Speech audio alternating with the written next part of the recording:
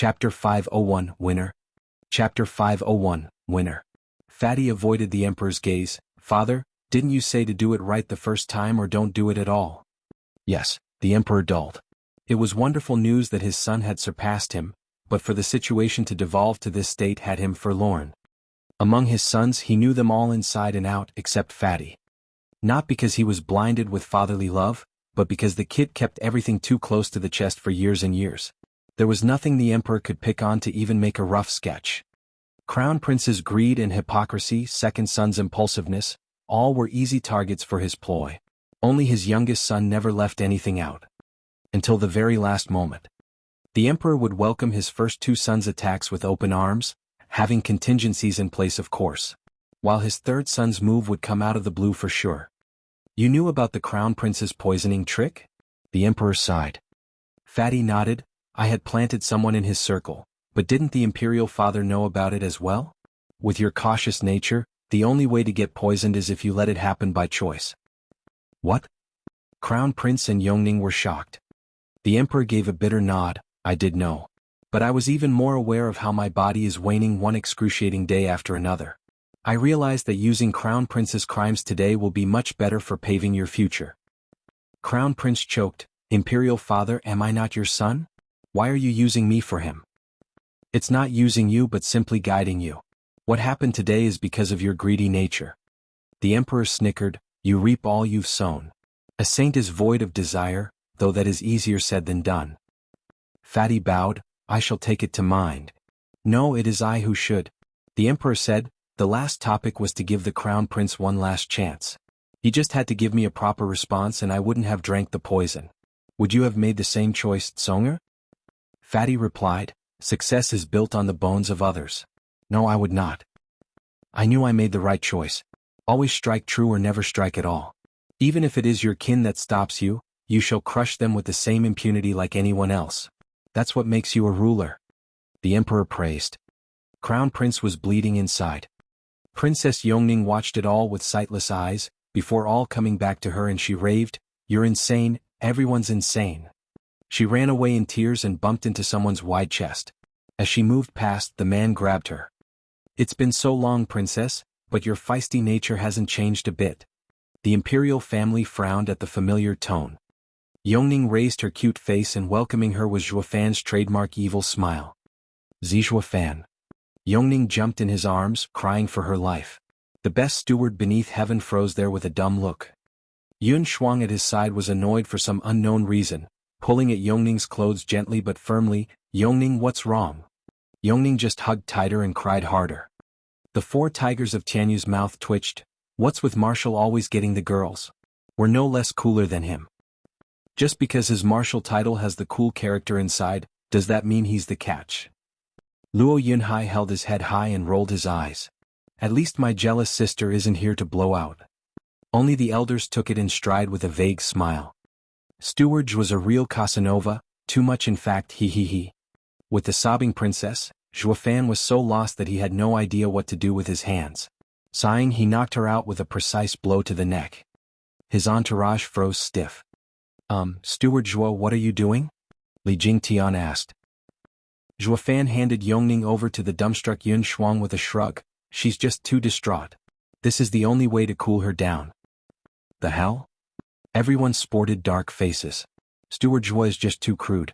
One should treat the fairer sex with compassion. That goes double for the princess. Not rough em up like you, sir. The four tigers of Tianyu cried dry tears. Why is it that a boorish brute gets the girls while we the handsome four get nada? Smiley face. The character for handsome and cool can also mean general/commander. Yun Shuang took away her dear sister, but made sure to bore a hole into Zhuofan with her eyes. Though for some unknown and mystical reason she didn't hate him for it. In fact, she was perkier. At least Zhuofan has no feelings for her. The scared witless servants woke up at Zhuofan's call and took her away while he strutted into the hall. The mastermind, Tianyu's emperor, soon came into sight. Time to end this. The emperor watched them come in with a stunned look. I've lost completely. Fatty watched Zhuofan with a deep look. Haha, your majesty, we meet again? Zhuofan saw the dark-faced emperor, poisoned obviously, and laughed. What's this, a family squabble? The men behind him chuckled. If this is a squabble, then why are there bodies around? I dare not think what a power play would be like. Ignoring his biting words, the emperor said, your arrival means Tuoba Tieshan's defeat. My divine dragons and shadow guard won't be returning either, right? Bingo. I for one never leave loose ends. Zhuo Fan chuckled.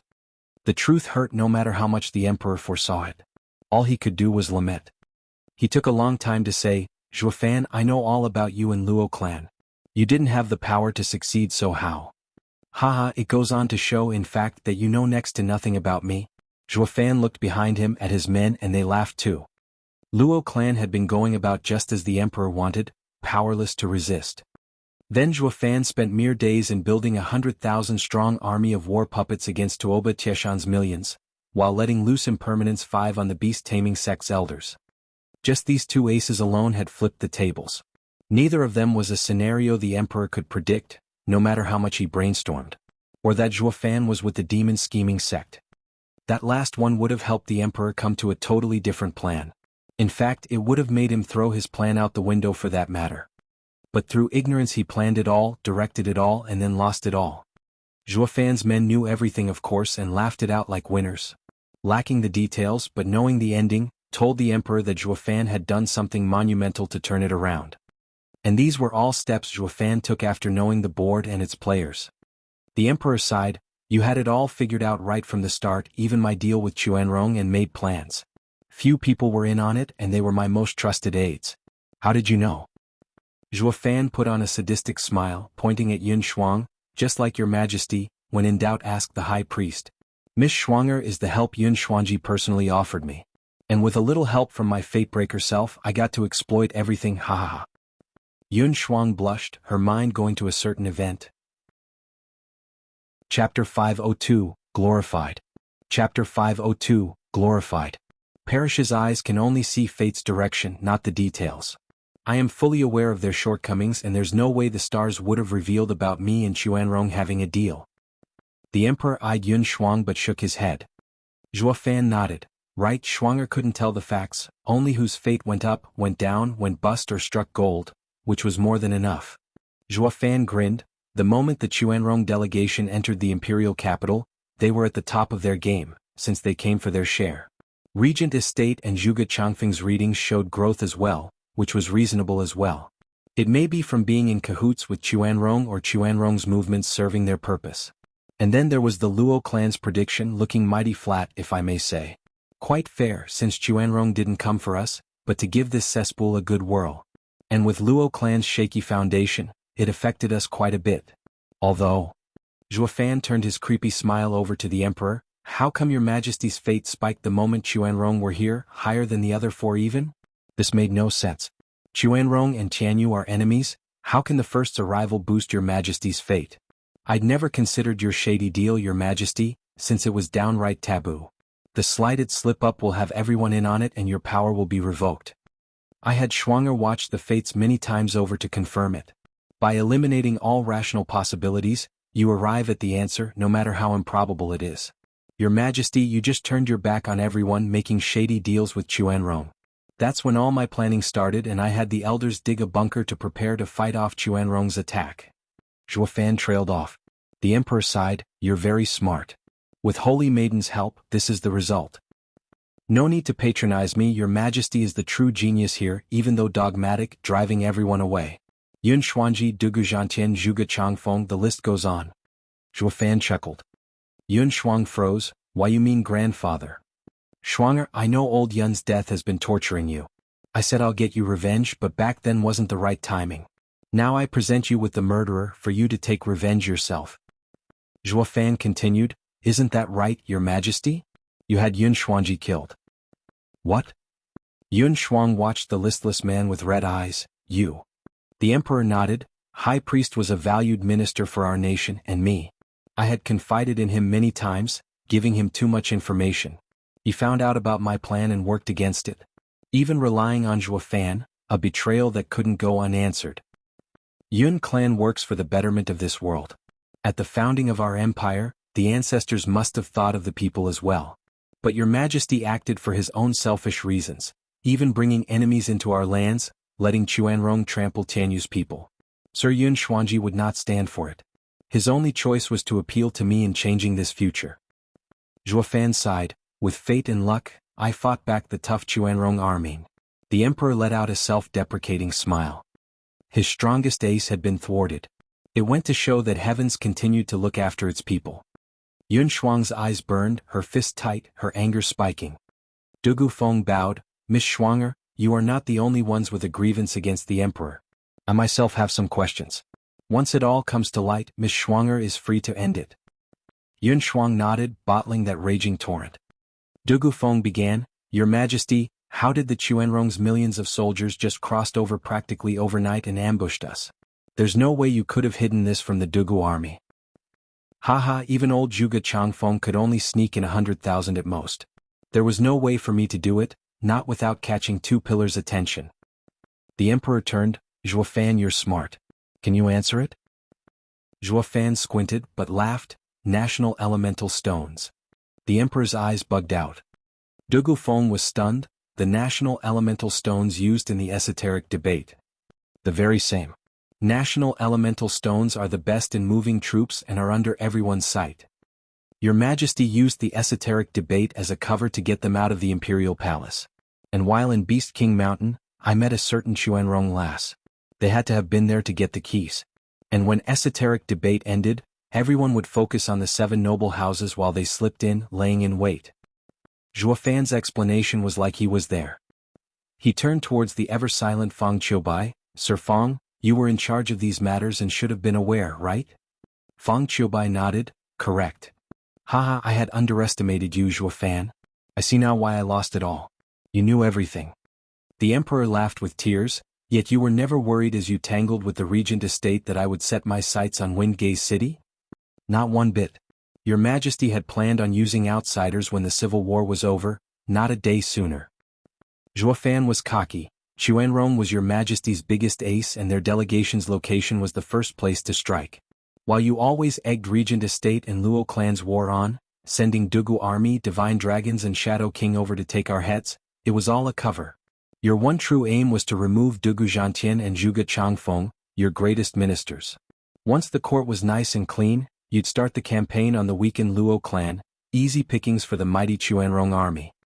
The emperor stared at him, then why didn't I move Dugu Zhantian to kill you all and settle this once and for all? Your Majesty knew Marshal Dugu best. He was loyal to a fault. He would have never agreed with your deal with Chuanrong. You feared his revolt, so after Zhuge Changfeng was out of the picture before the news got out, you eliminated the Dugu army. You figured by that time the Luo clan was but a handful of experts and overlooked us thinking we'd be no trouble at all. Zhuo Fan sighed, yet it was us who came out on top in the end, with none the wiser. The emperor had a dull look, taking time to come up with a reply. Steward Zhuo is godlike. My defeat is justified. Giving the throne to Steward Zhuo will be for a brighter future. Everyone was shocked, Fatty and Crown Prince included. With Zhuo Fan's shrewd nature and strong arm, no one in Tianyu could contend with his hegemony. The two's hearts were in their throat, waiting for the answer. Zhuo Fan shook his head. Your Majesty, this might be late to say but I borrowed demon scheming sect's men and owe them a big favor. I need to report to them in a few days. I can't be the emperor, not when I'll be returning God knows when. Demon scheming sect knows about this. That's great, haha. The emperor perked up. Songer, be very careful to not reach for more than you can grab when you are on the throne. You need to show gratitude whenever you're called Your Majesty. Zhuo Fan praised, Your Majesty sure is shrewd. Fine, since I and Fatty had a deal he can walk up there. Hold it.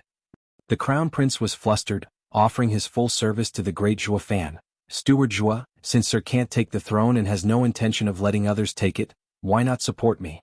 I vow to do all your bidding. You will be the retired emperor. Zhuo Fan was the supreme winner here, with the title of emperor being at his discretion. And from Luo clan's stance, Crown Prince figured that no one else wanted the job.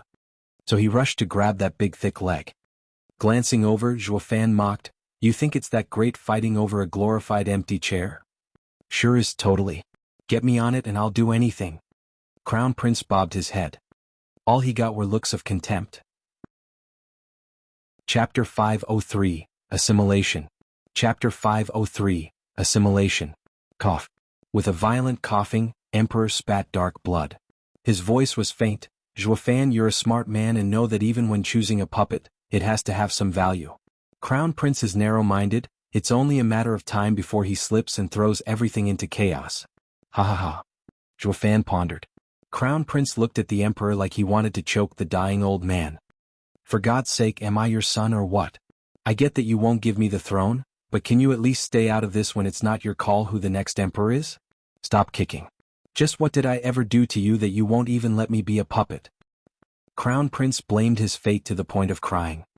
The Emperor grinned. Crown Prince, it's not that I hate you. It's just that you'll fail at the job. At best you'd have been a muddled emperor. But now, with the situation calling for a puppet, one needs extreme caution. The slightest impulse might very well be the end of Yuan clan. What end? Is that how useless you think I am, old man? Crown Prince had had enough of his mockery and went to the dying emperor to shake him in tears. Why does an imperial father ever believe that I can be a good emperor? The emperor's only reaction was to smile as his spoiled son spit like a dummy. Even as his life ebbed away, his smile never lost its brilliance. Imperial father? Fatty shouted with a trembling lip. Crown Prince watched the familiar face, feeling a sudden sense of loss. He was ready for the emperor's death when he poisoned his father, yet experiencing it proved to be painful nonetheless. Zhuofan watched it all with a cold eye. Fatty, you should handle your family's matters. In 2 days you'll sit on the throne. The others gave the passing emperor one last look before following Zhuofan out. Crown Prince slumped to the ground, a mess of disappointment inside. Why was the imperial father like that? Zhuofan was the same. Why did they choose you? Wiping the tears, Fatty's gaze hardened. Master, for Crown Prince's heinous crimes against our nation, patricide and regicide, seize him. Understood. Fang Qiubai pointed and sword energy entered Crown Prince, knocking him out. Fatty still held on to his father's body, his eyes swimming in tears. As Zhuofan exited the palace, Li Jingtian asked, Steward Zhua, was the emperor certain even on his deathbed, that we'd be helping the Yuan clan ascend the throne, even as a puppet? Of course. This empire has 3 sects behind it. Zhuofan huffed, and to keep them at its back the empire has to keep handing over resources. Kicking Yuan clan off the throne for someone else will bring about unrest, be it willing or not, affecting the tribute to the sections. To keep Tianyu at peace they must have the Yuan clan on display. But what the emperor did was against the 3 sects' bottom line. From the Chuanrong's confessions, the emperor would cede 1/10 of the lands, the one with the most spirit minds. It's the same as cutting at the empire's 3 guardian sects' interests. The 3 sects have lost all trust in the Yuan clan. They will find another party to be the true emperor while it remains a pawn. That's where we come in. Li Jingtian smiled. Does that mean the Luo clan will be the true emperor of Tianyu and will control the lands? Of course. I turned the war to fight back the invaders into quite the buzz, adding to our fame. There's no one else like us in Tianyu. Becoming rulers is justified. The key is to take control of everything the imperial family had, spirit mines, military commerce and so on. With all of that in our grasp, we won't even need figureheads in court. Zhuofan instructed. The Luo clan bobbed their heads in glee. From this day on the empire is ours. There's also the task of reorganizing the Dugu army as our private army. It will be led by the 4 tigers of Tianyu, their generals. Zhuofan turned to the grieving tigers and Yun Shuang. What's wrong with you? Yun Shuang sighed. When Godfather died, I vowed to take revenge. Now that all the enemies are gone, I have lost all the drive to hate and feel morose. The emperor is a sad man, giving his life for the imperial family, only for all his efforts to be in vain. Yeah, Dugu army vowed loyalty to his majesty as well. Who'd have thought we'd be betrayed yet fought in his name? Aha, a cruel irony. Dugu army sighed. The other tigers echoed his sentiment. Zhuofan said, nitpicking bunch. Enemies are enemies and friends are friends. If your enemy lives on, are you content to watch your friends die? Nothing but a load of brainless fools. Zhuofan flicked his hand and left. You go on. I have things to do. And was gone. Yun Shuang and the tigers cocked their heads. True. Anyone would sympathize with the emperor's cruel fate, but he was still an enemy. Recalling how he had their godfather killed had them gnash their teeth in hatred. The 5 saw Zhuofan with more esteem. Zhuofan is a wise man, his gaze always seeing the truth. Letting enemies roam free will get our friends killed. It will bring us more pain. Fan turned to a dark building, where a man was waiting for him inside with a bow. Steward Zhuo, allow me to congratulate you on your complete victory, in grasping this nation and becoming its true ruler. The youth in gray robes paid his respects. Fan smiled, I'll have to congratulate Brother Yuming as well for figuring it out and choosing my very glorious bridge, for your far sight. Your future is limitless, haha. Oh, you're too kind. I have Steward Zhuo to thank for his kind reminder and for lighting up the murky darkness. You were right, I can't become a great mind cooped up in one place. I needed to elevate my condition to observe the powers that move across the board. Yuming's eyes lit up, revenge for my master blinded me, while master had the house tying him down. Now without such weights dragging me down I can roam the lands free. Uncaring for favors and enmities for gains and losses. My gaze can now see the horizon. Fan nodded, you have grown to the ranks of Lung Wuchang and Zhuge Changfeng. I can now form new checks and balances inside the Luo clan. Does Steward Zhuo want me, Zhuge Changfeng and Lung Wuchang to stand together? Yuming perked up. He knew Lung Wuchang was on Fan's side and now he had come here for Zhuge Changfeng. This young mastermind had endless respect for his seniors. What he never expected was Fan giving him such a lofty position inside the Luo clan, of the same rank as the other two. As for the future of Luo clan, he had no doubt whatsoever.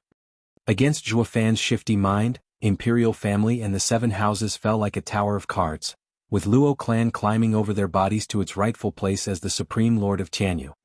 That will be the best stage for my skills. Yuming's heart jumped in joy. Take this first? Yuming took the bloodworm. Fan nodded, where is he?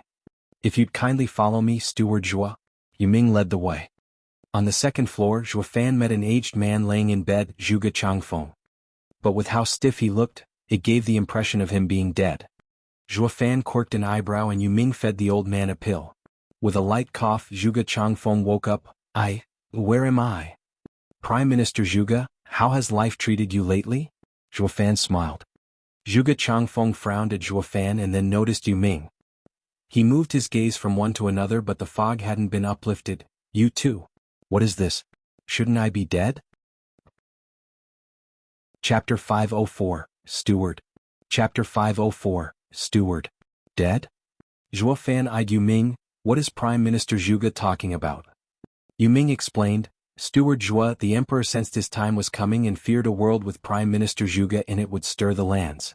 He had me put Prime Minister Zhuge down. But since I had answered Steward Zhuo's call of wanting Prime Minister Zhuge, I had Prime Minister Zhuge fake death with a pill. Now, safe and sound, I gave the antidote. Fan nodded. Zhuge Changfeng said, I see, Sir Yuming is with Steward Zhuo. What has happened? With His Majesty's cunning mind, there's no way he'd leave Yuming alive. The two laughed. He hasn't been on my side since last evening. His Majesty had no way of figuring out our connection either. All we had among us was a transaction. Fan grinned. Yuming nodded. Before His Majesty's Jubilee, I and Steward Zhuo met to my great benefit. In those times of anarchy with everyone going for the throne, Steward Zhuo made me a promise. I had to do just 2 little things for him and he'd have me on board. No matter how much my future actions affected the Luo clan's interest afterwards, once he seized the world, I could use this promise to join the Luo clan, becoming the victor in this civil war. Zhuge Changfeng gave a thumbs up. Steward Zhuo, why didn't I think of that? Not only binding the opponent but enticing him as well. It will make roping others easier. And this method wasn't successful on just him, right? Just one other. Fan shirked off the praise. I made promises with potential candidates. One is Yuming, the other being Lung Wuchang. What about me? Do I have no potential? Zhuge Changfeng's eyebrow shook. Fan laughed. Prime Minister Sir has that aplenty, but in those times you were just another contender. Was I supposed to draw in a rival? That's like asking for it. Haha, quite true. Prime Minister Zhuge nodded. Yuming continued, Steward Zhuo had me urge the second prince into a quarrel at the Jubilee, making up an excuse to leave the imperial capital to set everything up, while also instigating the war with everyone in passing. The other matter was egging on the second prince's rebellion while he was fighting Regent Estate. Though there were many people asking me about this at the time, Regent Estate and Steward Zhuo both wanted to use an attack on the court as a way to delay Dugu army, while the emperor used it to draw the prime minister out and take you down in one fell swoop by dumping the nation betrayer on your list of crimes. Oh, the rebellion had been this old man's greatest mistake. Let's not mention it. Zhuge Changfeng sighed. Zhuo Fan and Yu Ming smiled. Yu Ming added, after these tasks, Steward Zhuo presented me with an optional task, saving the Prime Minister from death. I didn't want to at first, afraid that the Emperor would find out, but Steward Zhuo is just too mean, setting his sights on Hell Valley as the first house to wipe out. That's like cutting my way out. Soon came the end of Regent Estate and I was only left with the Imperial family and Luo clan. Of course, I had to listen to both of them. Yu Ming eyed Zhuo Fan with a bit of annoyance, yet the man had the same ineffable smile of a winner. Zhuge Changfeng asked in doubt, Steward Zhuo, why do you show me such care? Haha, I respect Prime Minister's ability and wish to invite you to Luo clan. Zhuo Fan cupped his hands. Zhuge Changfeng paused. What would Luo clan do with me when it has the invincible Steward Zhuo? I will only become a burden to Steward Zhuo. Prime Minister sir, I was able to see today only through some shady methods. But when it comes to governing Tianyu, Prime Minister takes the crown. Zhuo Fan turned forlorn. To deal with Chuanrong and Imperial family combined, I had to tough it out and make a request to the demon scheming sect, thus owing them. To return the favor, I have to report to the sect, unbeknownst when I'll be back. I need Prime Minister Sir's wisdom to lead Luo clan, control the grand scheme of things and steer it clear from disaster. The demon scheming sect? That means you've beaten Chuanrong and His Majesty all while keeping the Empire's 3 guardian sects from catching wind of this matter. Zhuge Changfeng shook. That will spell the end of Tianyu's imperial family as we know it, becoming a puppet, with the Luo clan as the ruler supreme. Ha, Prime Minister Sir has the same vision as me. Coming to Luo clan, Sir will have the stage set to display your skills. I will not disgrace the greatest mind of Tianyu. Zhuo Fan smiled. Zhuge Changfeng paced around the room. That will make Luo clan's steward position no different than Tianyu's Prime Minister. And with you leaving, to whom will that fall to? Zhuo Fan beamed. Prime Minister Zhuge has held Tianyu in balance for a century and knows the ins and outs. Since this position and Luo clan's steward are the same after I leave, it will belong to Prime Minister Zhuge, ha ha ha. It struck a chord in old Zhuge Changfeng's heart. He'd been a prime minister for as long as he knew, yet had no hard feelings leaving that life behind. Calming down, he realized he could do nothing else. But resuming his old trade, he wasn't exactly used to working under someone. This made the Luo clan's steward position the best choice. Zhuge Changfeng showed a bashful smile. The moment you leave, I'll steal your position. That wouldn't be very nice. It's all fine. The steward is in charge of all clan affairs. And with an ever-growing Luo clan, those affairs will only expand. This position shall never be empty. Someone will always be there to take it. If Prime Minister Zhuge finds joining the Luo clan a poor choice, no problem, I'll just have Lung Wuchang take it. He doesn't like his current spot as a military advisor. Zhuo Fan grinned. Zhuge Changfeng waved around. Oh no, that will not do at all. Lung Wuchang has been a regent estate steward all his life, seldom minding matters. With Luo clan growing into its role as an emperor in the shadows, Lung Wuchang's light experience wouldn't help in dealing with Tianyu's complicated matters. I come from an even smaller clan yet you don't feel the same about me? Zhuo Fan darkened. Zhuge Changfeng shook his head. Steward Zhuo, please don't tease. You are of unseen talent, capable of anything and everything, of immense majesty and open-mindedness. What small-time steward can do that? I don't know Steward Zhuo's past but I am confident you are a worldly talent.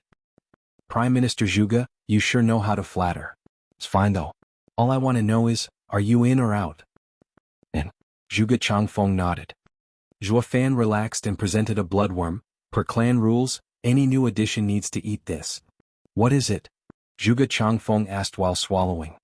Zhuo Fan would have long killed him if he wanted to. Why go through all that trouble? The wiser one was, the quicker Zhuo Fan laid out his conditions.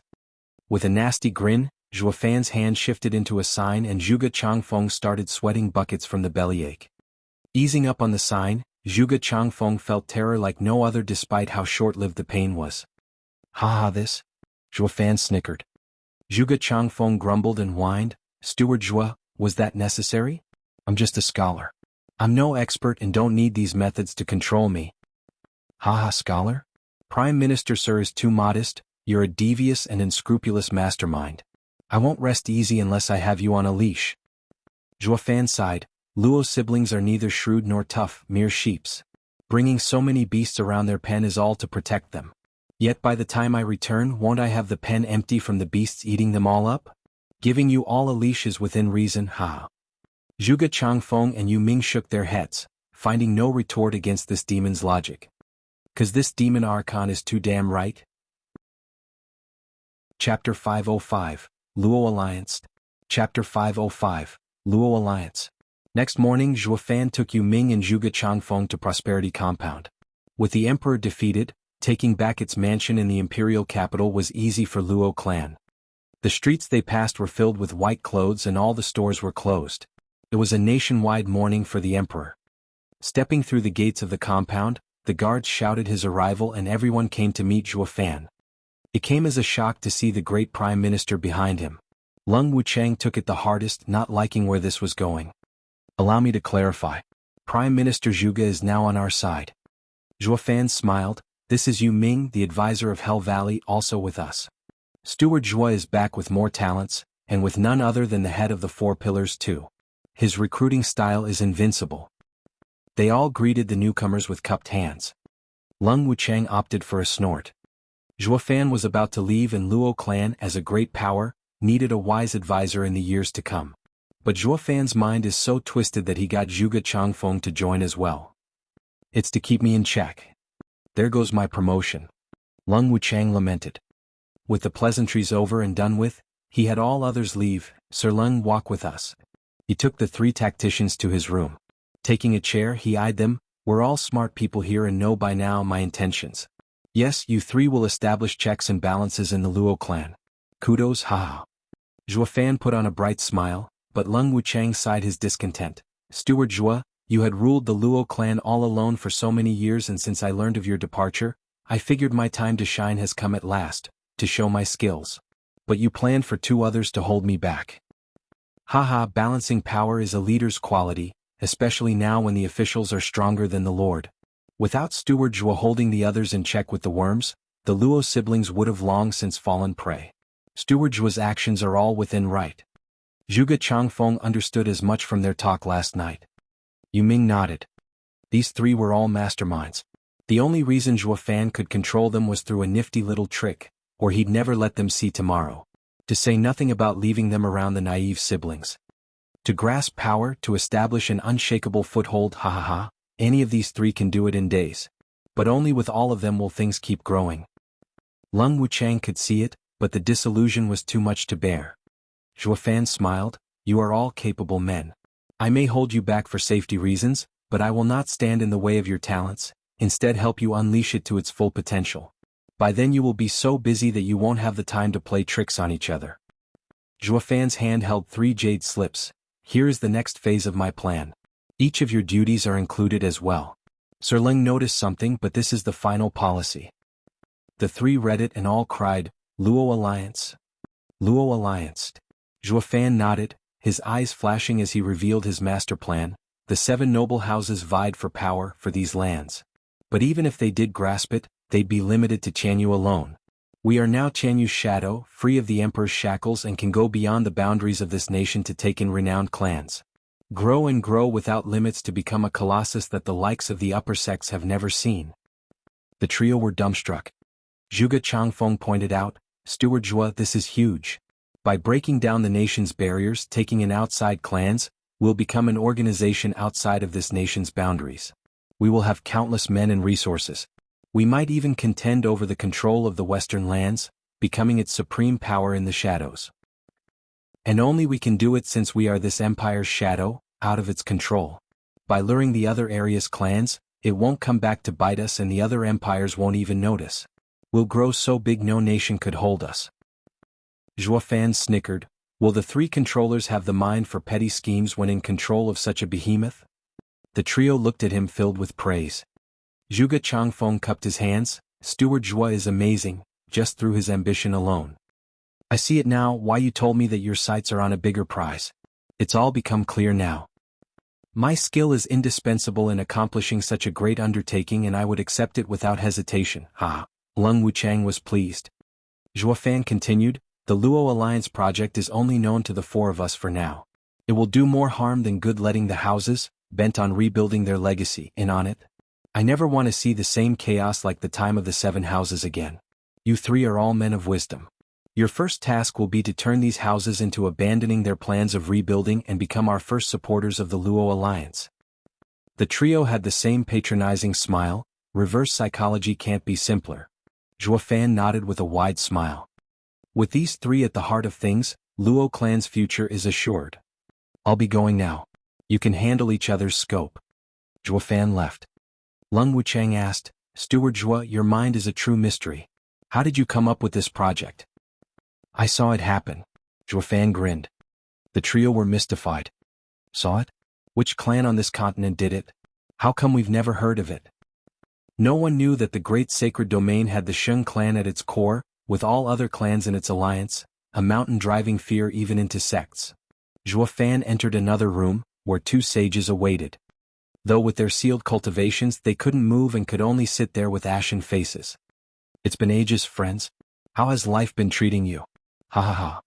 Zhuo Fan made a sign and the 2 could move. It's just that I've been a little busy and couldn't attend to you. Do pardon my lack of manners. Stop with the theatrics. As the true winner, what are you going to do, torture us? Bring it. Heaven Sage spoke with resolve. Zhuo Fan sneered, you've got me all wrong. Have you ever seen a torture like this, letting you live at ease for 2 months? What do you call those 3 days of ghastly pain right when you caught us? It felt more like 3 years in hell. Earth Sage spat. Zhuo Fan sighed, oh come on, I was doing you a favor. With torture as an excuse, I kept your lives from ending up splattered under young Sanzi's hoofs. Once I got him to leave, the pain stopped and I even had you dine in style. Did you forget so soon? The 2 exchanged a glance. We did, didn't we? Ever since Gu Santong's job was over, he left Luo clan and their torture ended. What do you want? Spit it out. Zhuo Fan wasn't one who believed in charity, so Heaven Sage shouted. Zhuo Fan smiled, I hope that you'll join me. What? The 2 mocked, no way. And why not? Zhuo Fan asked, the imperial family is finished, the emperor is dead and the fatty is just about to sit on the throne as my future puppet. What's so great about following him? Don't tell me you are undying loyalists too. Heaven Sage mocked, we're not Dugu Zhantian or human sage. We are simply on the imperial family's payroll, so we deal with their matters. But if there's one side we'll never join, it's the Luo clan. All because you're with that little freak. What did my son do to you for you to hate him so much? Zhuo Fan frowned. Ethereal Sage snorted, that freak broke our body's core 300 years ago, cutting any prospects of ever reaching ethereal stage. You tell me if hatred isn't warranted. Zhuo Fan presented a vial, that's it? See here, this is Luo clan's heaven-reaching pill, 10th grade. It mends meridians and knits bones. The broken elderly took one of these and was up and running within seconds. He even became ethereal. You only need to let go of the hatred with my son and join the Luo clan to have it. The 2 were shell-shocked. Luo clan has such a panacea? Though fear of being fooled again had the sages hesitant, there's no way Steward Zhuo will take thanks as payback for this little favor. We'll be your errand boys. We can overlook the matter with your son, but if you play with us. Are you dumb or what? Your lives are in my hands. What good will it do to lie? And from how long you've stayed at peak radiant stage, the instant you heal you'll advance. You will know it once you take the pill. The sages stared at the vial and gulped. The desire was too much for them to ignore and they swallowed it instantly. A gentle energy entered their very fiber, getting a moan out of them. Chapter 506, The Sect Leaders. Chapter 506, The Sect Leaders. A 10-meter pavilion rested on a tall peak, with a cloud dancing around it. A youth in soft black clothes sat at the table, partaking in tea. Though his twisted smile ruined his good image, turning it sinister. Like a viper about to strike. Whoosh! A light trailed the skies and landed right before the youth. It revealed an old man in white with golden edges holding a horsetail whisk, the very picture of an immortal. The youth laughed and waved, mystical heaven sex Shen Jianfeng, have you been well these years? Xia Weiyue, we hardly interact and there's nothing cordial between us. Why the sudden invitation then? What are you up to? Shen Jianfeng snorted and took a seat. Putting on a vague smile, Xia Weiyue shook his head, to discuss important business of course. Though it's too soon to tell. There's still one person left. Whoosh! Another light appeared and the immense power swept the peak. Even the 2 of them jerked for a moment there. Shen Jianfeng cried, Sect leader Ren, what are you doing here? It was a middle-aged man with sharp features, his expression biting and resolute. Sparse hair grew on his chin, giving him a wild look. Sect leader Ren, greetings? This time Xia Weiyue's evil smile turned respectful, bowing at the man. Xian Jianfeng did the same. Grinning, the man flicked and spoke with valor, please, sect leaders, I've only come here to talk business. Don't stand in ceremony for my sake, haha. The two had known sect leader Ren for a long time and sat right away. Sect leader Ren took a seat as well, looking at Xia Weiyue with a cold glint. Sect leader Xia, is what you said true? Yuan clan has the gall to play dirty tricks behind our backs? I never make light of such grave matters, sect leader Ren. Xia Weiyue nodded. Xian Jianfeng was stumped. Sect leader Ren, what is going on? You don't know, sect leader Xian? Sect leader Ren eyed Xia Weiyue and asked, sect leader Xia didn't explain it in the Sending Jade? Yuan clan sold 1/10 of Tianyu to Chuanrong. What? Xian Jianfeng shuddered, turning shocked to Xia Weiyue, is this true? Are they that outrageous? And why didn't you tell me sooner? I told you now, didn't I? Xia Weiyue snorted. Xian Jianfeng glared at him. The punk is messing with me. Calling for a meeting without stating why. These two sects weren't exactly friends and now Xia Weiyue was playing deaf, letting him get duped. Sect leader Ren was the head of the Empire's 3 guardian sects, Heaven Trailing Sect's sect leader. By showing indifference in such a grave matter, it would only strain the relations between me and sect leader Ren. And this was where Xia Weiyue succeeded. He had forced Mystical Heaven sect to come without explaining anything to Xian Jianfeng. You didn't say a word, it would be this big. The two sects had a competitive relationship, so why would anyone come just because the other said so? But from the looks of it, the matter isn't that grave. Xian Jianfeng wiped his brow and glared at Xia Weiyue. The youth found it more interesting to enjoy the scenery with a cold smile. Sect leader Ren knew everything but laughed instead. Alright, it's just sect leader Xia forgetting to mention. Sect leader Xian needn't mind it. What is important is understanding the situation and its causes before settling it. Sect leader Ren smiled. Sect leader Xia, since you found out, you must have done something before calling this meeting. Sect leader Ren is wise beyond his years. I indeed acted the instant I became aware of it. Now everything is settled. Though it will require all 3 of us if we want to take it out on Chuanrong and Beast Taming Sect. Xia Weiyue explained the entire chain of events. Xia Weiyue placed a gourd on the table. Here are the 3 Beast Taming Sect's elders' souls. We can use them to strike a blow at the Beast Taming Sect, but we'll need sect leader Ren to consider what might we get out of it. Humph, what else is there? Chuanrong live in the mountains and forests with rich lands, plenty of mines and are filled with herbs. I've been waiting for ages to get my hands on it. Sect leader Ren snickered. Didn't they want 1/10 of Tianyu? This time we'll have them bleed instead. Xia Weiyue nodded, rightfully so. I am in full accord with sect leader Ren's idea. We'll send a team of experts to Beast Taming Sect for compensation. Understood. Sect leader Ren laughed. It's only a matter of time before our shares increase, haha. The others laughed as well.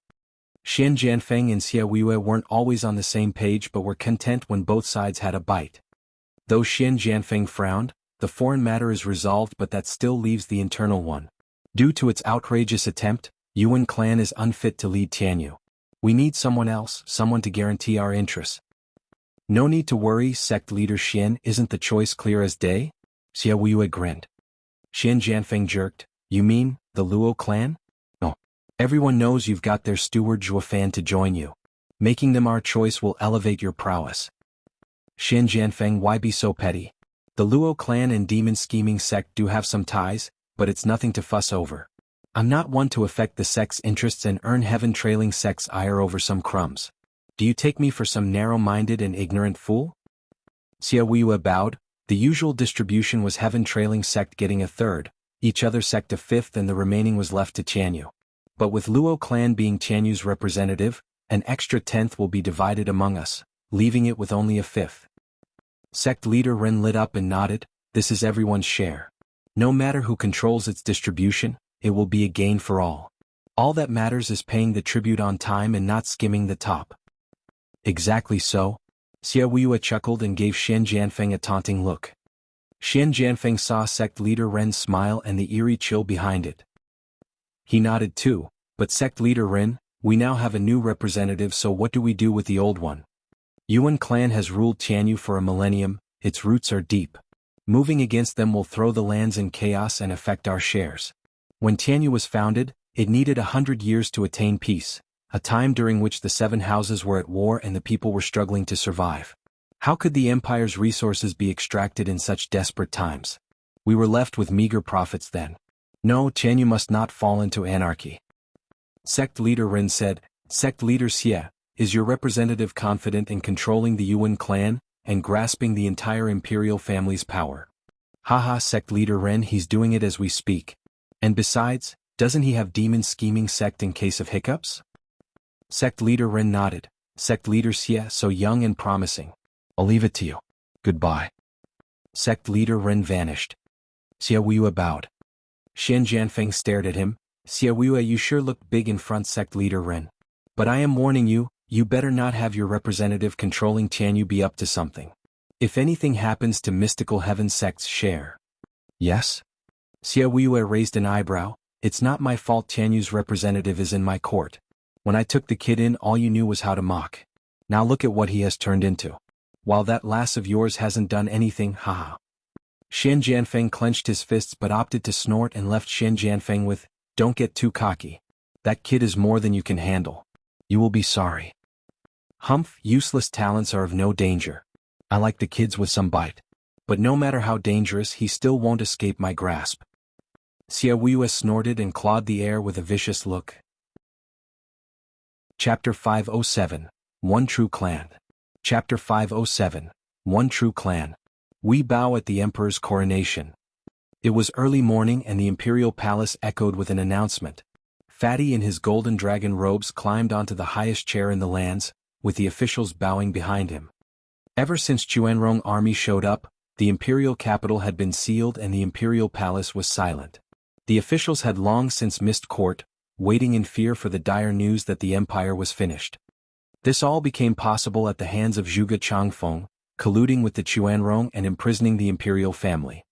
The situation was so that besides Zhuge Changfeng and his traitorous officials entering the imperial palace, the entire imperial capital was in the dark to the truth. And those traitorous officials had already been dealt with. After months of silence, the first court attendance became possible after Zhuge Fan strutted in like a winner just as the emperor died of poisoning. The reason was quite justified. Zhuge Fan hailed the banner to save his lord. This brave, loyal and daring official forewent the danger of death and marched in and saved the imperial family. Alas, no amount of bravery could save the emperor and crown prince from an unfortunate fate as Chuanrong's victims. Once the late emperor's funeral came to a close, Fatty prepared for his ascension. Among the entire imperial family he was the only candidate. Resting on the large dragon chair, Fatty's beady eyes glinted as he took on a royal air. Grandmother, Long Yifei and Xie Xiaofeng were among the bowing officials, shouting, "May your majesty live a long and prosperous life." At ease. Fatty spoke with dignity, "My fortune of coming out alive is all due to the protector of our nation, the greatest steward in Tianyu, Zhuge Fan, who through cooperation with the Luo clan, drove off the barbarians in a valiant effort to save his lord. Today I present Zhuge Fan and Luo clan with the awards for their bravery." The herald shouted in a sharp voice, "May Zhuge Fan and Luo clan step forth for their awards." The high voice echoed everywhere and Zhuge Fan with Luo clan walked to the center. Fatty looked on heavily, his heart sinking. Zhuge Fan by himself is bad enough, but now? Fatty had accepted his role as a puppet emperor, but still held some hope. From what he heard from Yun Shuang and Yongning's chats, Zhuge Fan was going to leave soon. This news brought him great joy. With the most annoying pest out of the way, Luo clan will fall into chaos. No elder of theirs will simply bow to another. No one can keep them in line except Zhuge Fan. He would then swoop in to mediate and might even wrest Tianyu's power for himself. But the current display had his hopes crushed and flushed down the gutter. Zhuge Fan walked in front of Luo clan. Among them were 3 people known to Tianyu as the greatest minds, Zhuge Changfeng, Lung Wuchang and insidious demon's pupil, Yu Ming. Yu Ming didn't get that much attention, but Fatty was certain, the kid isn't a pushover. With these 3 weasels and goddamned elites, Luo clan had robbed the new emperor of any chance. Plus, looking further back one would see the peak of Tianyu's power. Li Jingtian, Qiu Yanhai and other Luo clan members and even the Yin Yang elders. Judging from their auras, they were even stronger than before. Fatty muttered, "Brother, did you have to take everyone and leave me hanging? What am I supposed to do now that I've got no one to help me? Can it be that your majesty has other thoughts?" Zhuofan mocked. Fatty sighed, "Some, but now they are gone. Becoming emperor is enough. Cheer up and be happy with what you have, ha." Zhuofan spoke like a true winner. His attitude had no ounce of respect, with the whole court looking at him speechless. Some loyalists even jumped in, criticizing Zhuofan. "How dare you speak to His Majesty with such gross disrespect? You should be hanged. Not even the nation's defender has the right to be so crass with His Majesty." "And who the hell are you to blame me?" Zhuofan mocked. "Fatty, what do you say I should do? Such insolence to call His Majesty, I am ashamed to say it. Off with your head. Shut your yap." The fatty barked, holding his head helplessly. "Guards, take him away and execute him." Ugh. The old man was dumbstruck. "Your Majesty, I am protecting your honor. Why am I the one sacked?" "Your Majesty, the laws of the court must be upheld. Don't encourage such arrogant display," the old official raved, showing his loyalty as he was dragged away. The fatty sighed. "Truly the worst allies one can have. Are you blind? Do you not see me here yet still toot your horn? Guys like you would one day have me killed. I can do perfectly well without die-hard loyalists like you, thank you very much. All you know is to show off and act blindly. Listen up, Zhuofan and Luo clan's bravery is laudable, saving myself from certain death. They are the saviors of the world. I treat them with the same respect as heaven and earth. You all must learn restraint before Luo clan, understand?" The fatty shouted. The audience was chilled on the spot, with many of them bug-eyed. The emperor's words carried a heavy weight. The savior had more esteem than one's own parents. Such respect couldn't be violated. The emperor said it to honor Zhuofan, to make him the retired emperor. But how? Smiley face. The literal meaning for retired emperor is beyond emperor. While it can also mean father of the emperor and puppet master, figuratively. A lord can revere the heaven and earth but nothing else. No matter how strong this guy is, he's still an official and can never be above the lord. Yet the emperor treated Zhuofan above his own kin, above heaven and earth. It left them all in shock. At Zhuofan's gaze, all bowed their heads. Regardless of what the emperor says, there must be something else lurking beneath the surface. But it's not our place to speak. Wasn't one of us just dragged out moments ago? One peep and your whole clan will follow. Better zip it and play oblivious. The officials sighed. Zhuofan sneered. The whole court had come to know of his current position, that his power would go even higher than the emperor's. It was the first step in making the emperor a figurine. Zhuofan signaled Fatty to continue. Though not without some hesitation, Luo clan's example of bravery for their lord and nation is a reflection of heaven and earth. They were first in the fight against barbarians, saving their lord and helping the people. I proclaim the Luo clan as the best house under heaven, holding key positions in Chanyu, managing the army, managing resources, to defend the nation and help me in guiding the people. Where they go they carry my name. The fatty slumped in his throne, spent after that little speech. The court was boiling, military and resources, all under Luo clan's control? How is that Yuan dynasty then? And he even said they'll manage the people and lands together. That's like giving someone half your home. Luo clan might be the greatest in its merits, but no way equal to the emperor. That's digging your own grave. Some of the officials were lost. What the hell is wrong with the new emperor? He just sold his fatherland. Even a fool knows to keep his stuff, not give it away. Many were bowing and ready to admonish. Zhuge Changfeng's interjection was perfect though. In management what matters most is reading the signs. His Majesty is more astute than any of you, so don't get carried away and butt in. The officials glared at him, but his hint worked like a charm.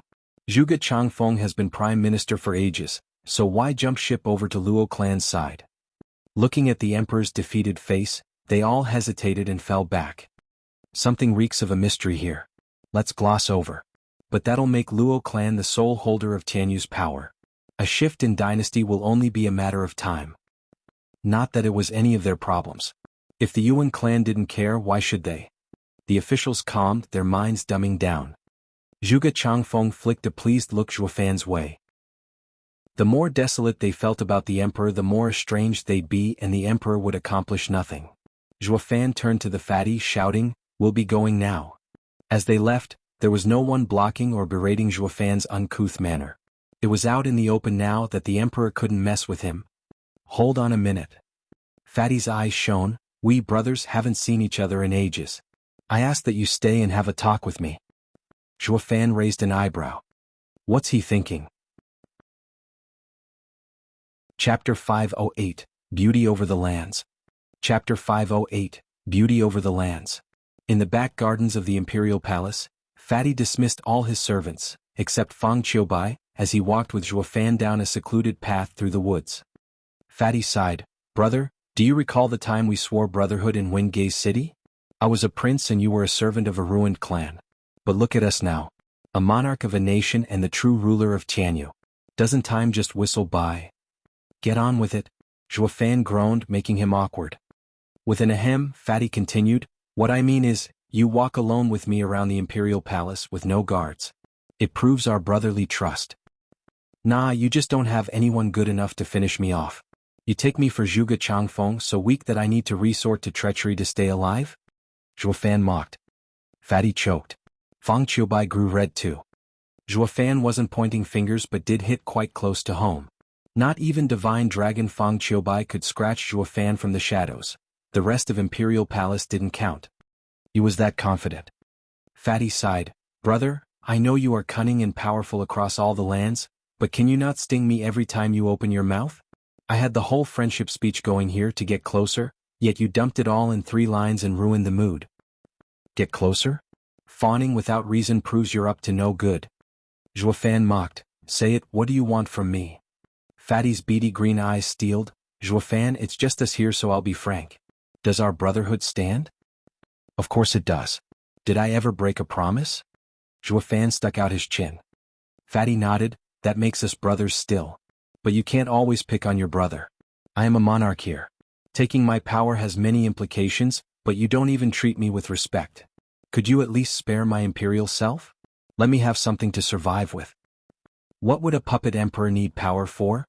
Zhuofan raised an eyebrow. Didn't your pops ever warn you to sit back like a good puppy? Forget about the world or it will soon come to burn you and your entire clan. This here and now is much better. Living the high life of an emperor, uncaring for its problems and taking on more serious matters, like losing that extra fat. You're like an immortal. What's not to like? Zhuofan patted Fatty's wobbly belly. The Fatty bit back. I am an emperor with an ideal and ambition, not to live in obscurity.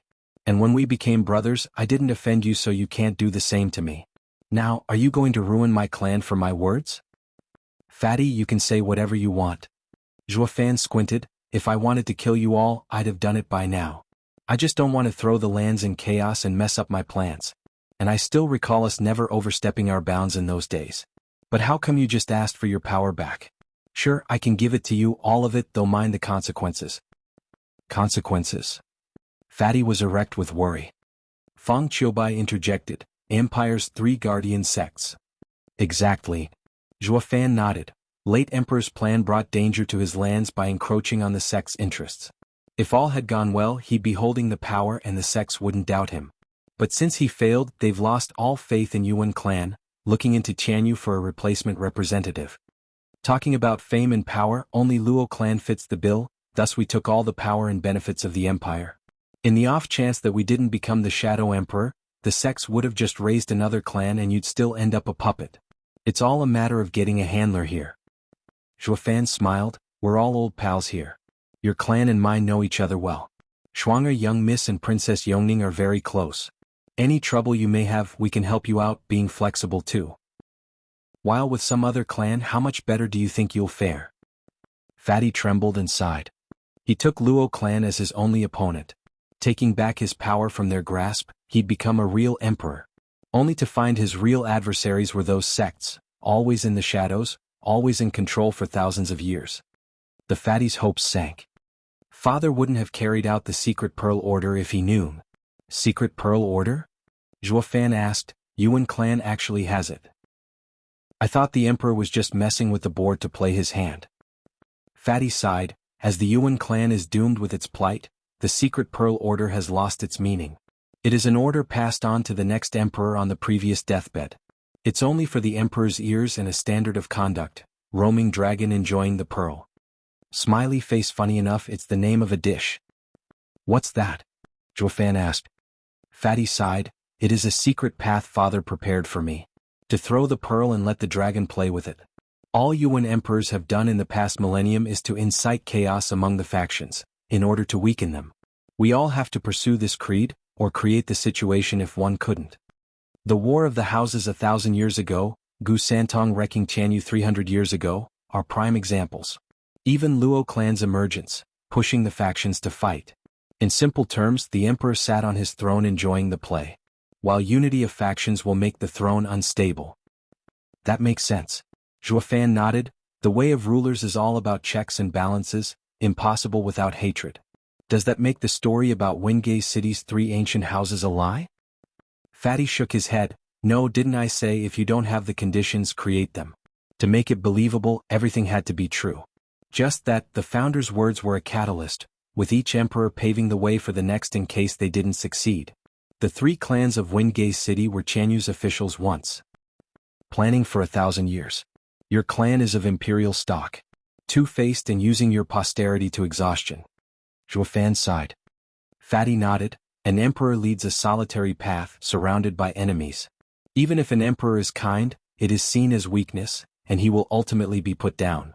Yet our clan lost to you regardless.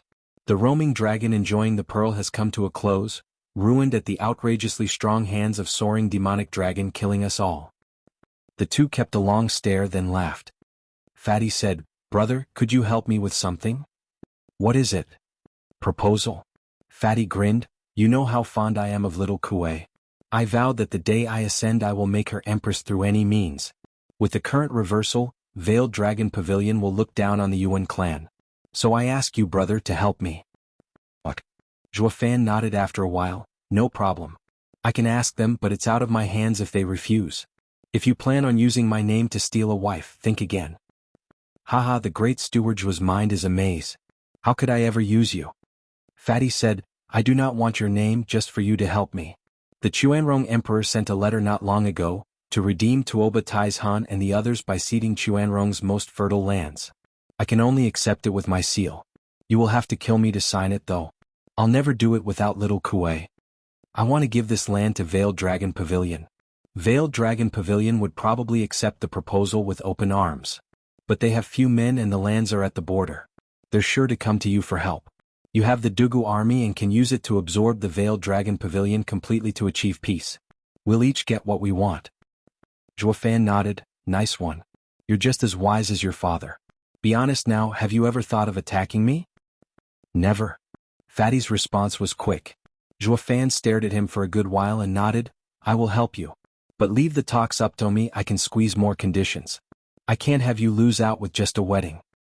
Haha, to you it might be nothing, but to me that wedding is everything. Fatty sighed, I can see my lands are forfeit, but I won't lose my love as well. I'd rather have the beauty over the lands. Chapter 509, The Rivers Each Call Their King. Chapter 509, The Rivers Each Call Their King. Zhuofan eyed him with doubt, though still trusted him. A shrewd man in the grips of love will never claw his way out. I'll be going then. Goodbye. Zhuofan walked away. Fatty sighed, oh brother, I always thought of attacking but never had the courage. He turned to Fang Qiubai, the Yuan clan is now entering hibernation for a few days. I don't want to do anything. Let's go deal with the last variable. Fang Qiubai nodded and followed closely. The two arrived at the Imperial Palace's southwest corner, a prison for most heinous criminals. Zhuofan, wait. Walking out of the Imperial Palace, a soft voice called for him. He saw Yongning running over with Yun Shuang. Zhuofan asked, what is it, princess?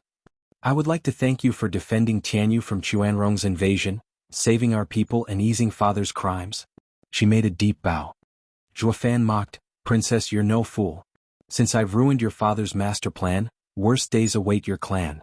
Yet you are thanking me? I have to. I know father was wrong in his ways, earning the ire of everyone. This was just righteous retribution. I do not hate anybody. Of course you don't, how can your weak body hold it in? You always let it out in a hissy fit, Zhuofan teased, though I have to admire your father for the ingenious plan he came up with. Alas, fate wasn't on his side, with me and Schwanger joining hands. Things might have been different otherwise. The princess merely gave a smile and a sigh. Father's success was only for the imperial family while the people would have suffered. I'd rather see my father fail than watch such an outcome. Yongning gazed upon him with pleading eyes. Zhuofan, could you please do something for me? What? Glancing at Yun Shuang's hopeful eyes, he turned to the princess. She mumbled, Big brother is guilty of regicide and patricide, his fate is death. But he is still my brother. I hope to see him but I do not know where he is. Third brother won't tell me. I can only ask you. To avoid the scandal of the crown prince's crimes, Fatty said he died at the hands of Chuanrong. How do you think Fatty will handle him? Life in prison or death? Zhuofan eyed the princess. If it's the latter, he must be dead already. The princess panicked inside. Yun Shuang pouted, well, is he dead or in prison? Beats the hell out of me. It's Fatty's problem now. Save it. Elderly told me you have spies everywhere in the imperial palace, watching the new emperor's every move. Yun Shuang meddled. Princess lit up and watched him with hope. Since when is Elder Li's tongue so loose? Zhuofan admitted, yes, I know where the crown prince is being kept. He is in the royal prison. See, can we go see him? The princess asked. Zhuofan refused, I and Fatty are sworn brothers. I will not interfere as long as he doesn't overstep. Yongning's mood fell. Yun Shuang glared, when have you ever been so righteous? All I hear is excuses. Don't help us, we'll just force our way in and say it's your orders. See how those guards stop us then. Hold on a minute. Zhuofan sighed in the end, fine, I'll take you but you are to speak of this to no one. I want to keep an eye on Fatty for some more time. His every move impacts his future behavior. The girls nodded with a smile. Zhuofan sighed and snaked his hands on their waists, his right eye flashing golden, we're off. Ah. The two blushed, appearing in a yellow prison corridor. The girls shirked him off and watched Zhuofan point at the third cell. Crown Prince is there. The princess nodded with a lowered blushing head, same as Yun Shuang. They were pure ladies. With Zhuofan making a move on them on the fly, they felt embarrassed. Yet the main culprit only looked at them oddly. What's with them? One minute they nag me to bring them here, the next they stiffen up. The emperor has arrived. A sharp voice echoed in the damp prison and the girls panicked. Yongning whispered, Zhuofan, let's leave. Third brother is here.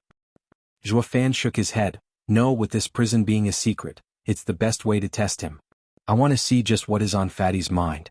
And if his words are true. Keep quiet and don't move, Zhuofan urged.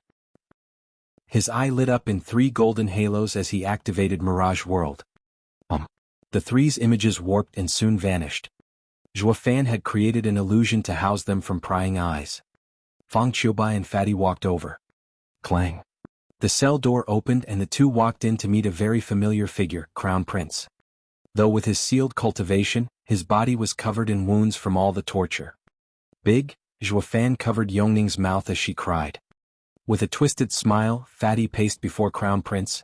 Big brother, I've been a bit busy as of late with father's funeral and my ascension, so I couldn't see you. Crown Prince's pale face sized Fatty's new golden threads with a feeble gaze and he mocked, you fat pig, clothes do not make you an emperor. To think I fell to your hand. You sure kept it to yourself. Ha, I had to play the uncouth boor, endure with humility under faked civility or you'd spare nothing to get rid of me. Fatty put on a winning smile. Crown Prince gnashed his teeth, this should have all been mine. Blinded by what's in front of me, I lost sight of the bigger picture. I have failed. Crown Prince sighed then mocked, but there was someone else behind it all. Old third, you're just a figurehead. How does it feel? The real winner is Zhuofan, no? Ha ha ha. Fatty didn't give in to the cawing in his ear, yes, he is the true winner here. I knew that already. He may have been had by father, assaulted on every turn but I didn't join them. I was convinced he had plenty of ways to return the favor. Father's win wasn't guaranteed. Oh, you were so optimistic, weren't you? In times when his allies drifted off, fighting father and the entire nation, the only reason those allies returned was because Regent Estate ruined their homes. How were you so sure that he would have the last laugh? Don't tell me you're a visionary. Fatty shook his head, the world shook at the shake of the earth dragon's tail, then came the celestial dragon to quell the chaos. As both the celestial and earth dragons exist, the land and rivers shall each call their king. This was High Priest Yun Xuanji's prophecy when Zhuofan swallowed Huangpu Qingtian's dragon soul and the world trembled. Fan had been disrupting Tianyu since then and the factions were falling into dissent. It was then that father grasped his chance, enacting his great plan and wrestling power back into his hands. Crown Prince sighed. But the fatty grinned, wrong, it's all wrong. High Priest's words are an enigma. The first line father could make sense of it but he read the last line wrong. The land and rivers shall each call their king isn't an omen of the collapse of Tianyu. Think about it, what does rivers imply? Water. With water and each combined you get what? Luo. The last line clearly states the Luo clan will come out on top, by providence. Smiley face, it's a play on words or characters. What? Crown Prince was speechless. Heaven decreed for Luo clan to replace Yuan clan. Chapter 510, Demons. Chapter 510, Demons. Turning back towards the Crown Prince, Fatty smiled. For this very reason I never cross swords with Fan and Luo clan, in fear of Providence's retribution. My position bears in fact Heaven's stamp of approval. To hell with your approval, you're just a puppet. Is that something to take pride in? Crown Prince snorted. Fatty merely chuckled. Yet I am an emperor. Father's last words were, whatever you can grasp, it's yours. At least I have grasped the throne while dear brother of mine laments even failing to be a puppet. Why you? Crown Prince gnashed his teeth. With a sadistic smile, Fatty clapped. Bring the medicine. Rotten ball of fat, what are you planning? Crown Prince cried. Fatty beamed. You used medicine to kill father, a scandal I had to cover up. But for father's revenge I'll have you go down the same way. A servant approached with a reeking bowl. The awful stench was to die over. Yongning struggled to go there but Fan held her back, repeating over and over to stay calm. Crown Prince shuddered at every step of the incoming bowl of death. Damn fat, stop justifying killing me with your petty excuse. If it weren't for me acting first, you'd have stepped in as well that day. You dare come at me playing the timeless virtue, a damn hypocrite? You're right about one thing. We're both cruel and sinister. Fatty raised an eyebrow. Easing my conscience by taking revenge the same way you killed father is one reason. While I'm more unsettled about letting you live. We have lost the trust of the guardian sects and Fan limits my actions. If by some miracle you manage to escape and use your name as Crown Prince to fight me, those sects will squash Yuan clan. For the safety of our clan, big brother, have an early hereafter. Fatty took the bowl to Crown Prince. Crown Prince couldn't even move, only snapping back, rotten piece of fat, you're gonna regret this. I never regret my actions or I'd have never made it to the throne. Fatty snickered, his eyes shining with cruelty, as he pried Crown Prince's mouth open and force-fed the slimy medicine. Crown Prince put up a feeble fight. With his cultivation sealed, all he could do was seethe with hatred as the disgusting slime poured down his throat. Yongning was wrecked with tears, shaking like a leaf, only keeping quiet thanks to Fan holding her mouth. Fatty threw the empty bowl away and cackled, haha, I can rest easy now. Haha, Fatty, joke's on you.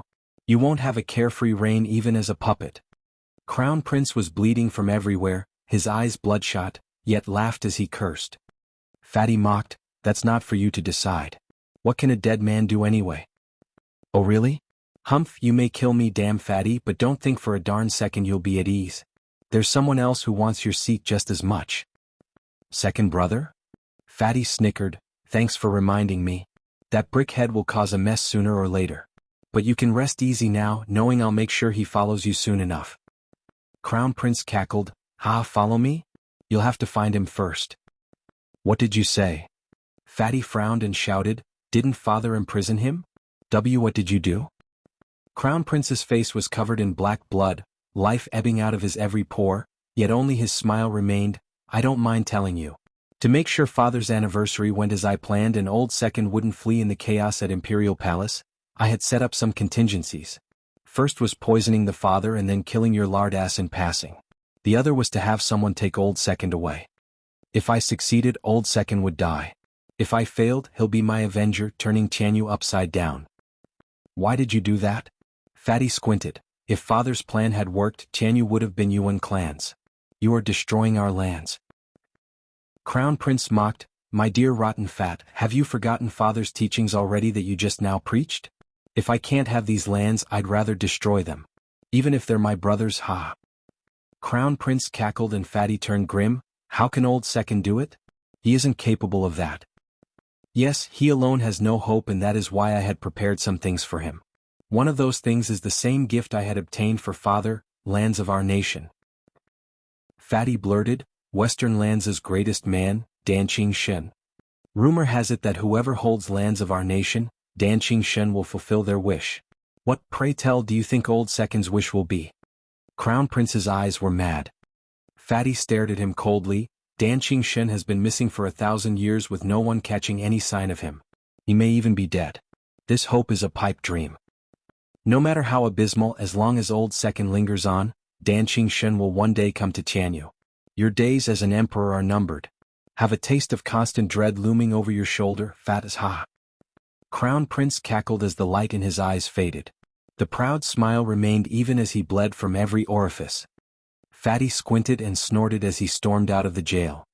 Put out a wanted notice for Second Prince Yuan Yong. Anyone catching him dead or alive will be greatly rewarded. Yes, sir. The jail guard's shout echoed out. With everyone gone, Zhuofan turned towards the prideful but dead Crown Prince.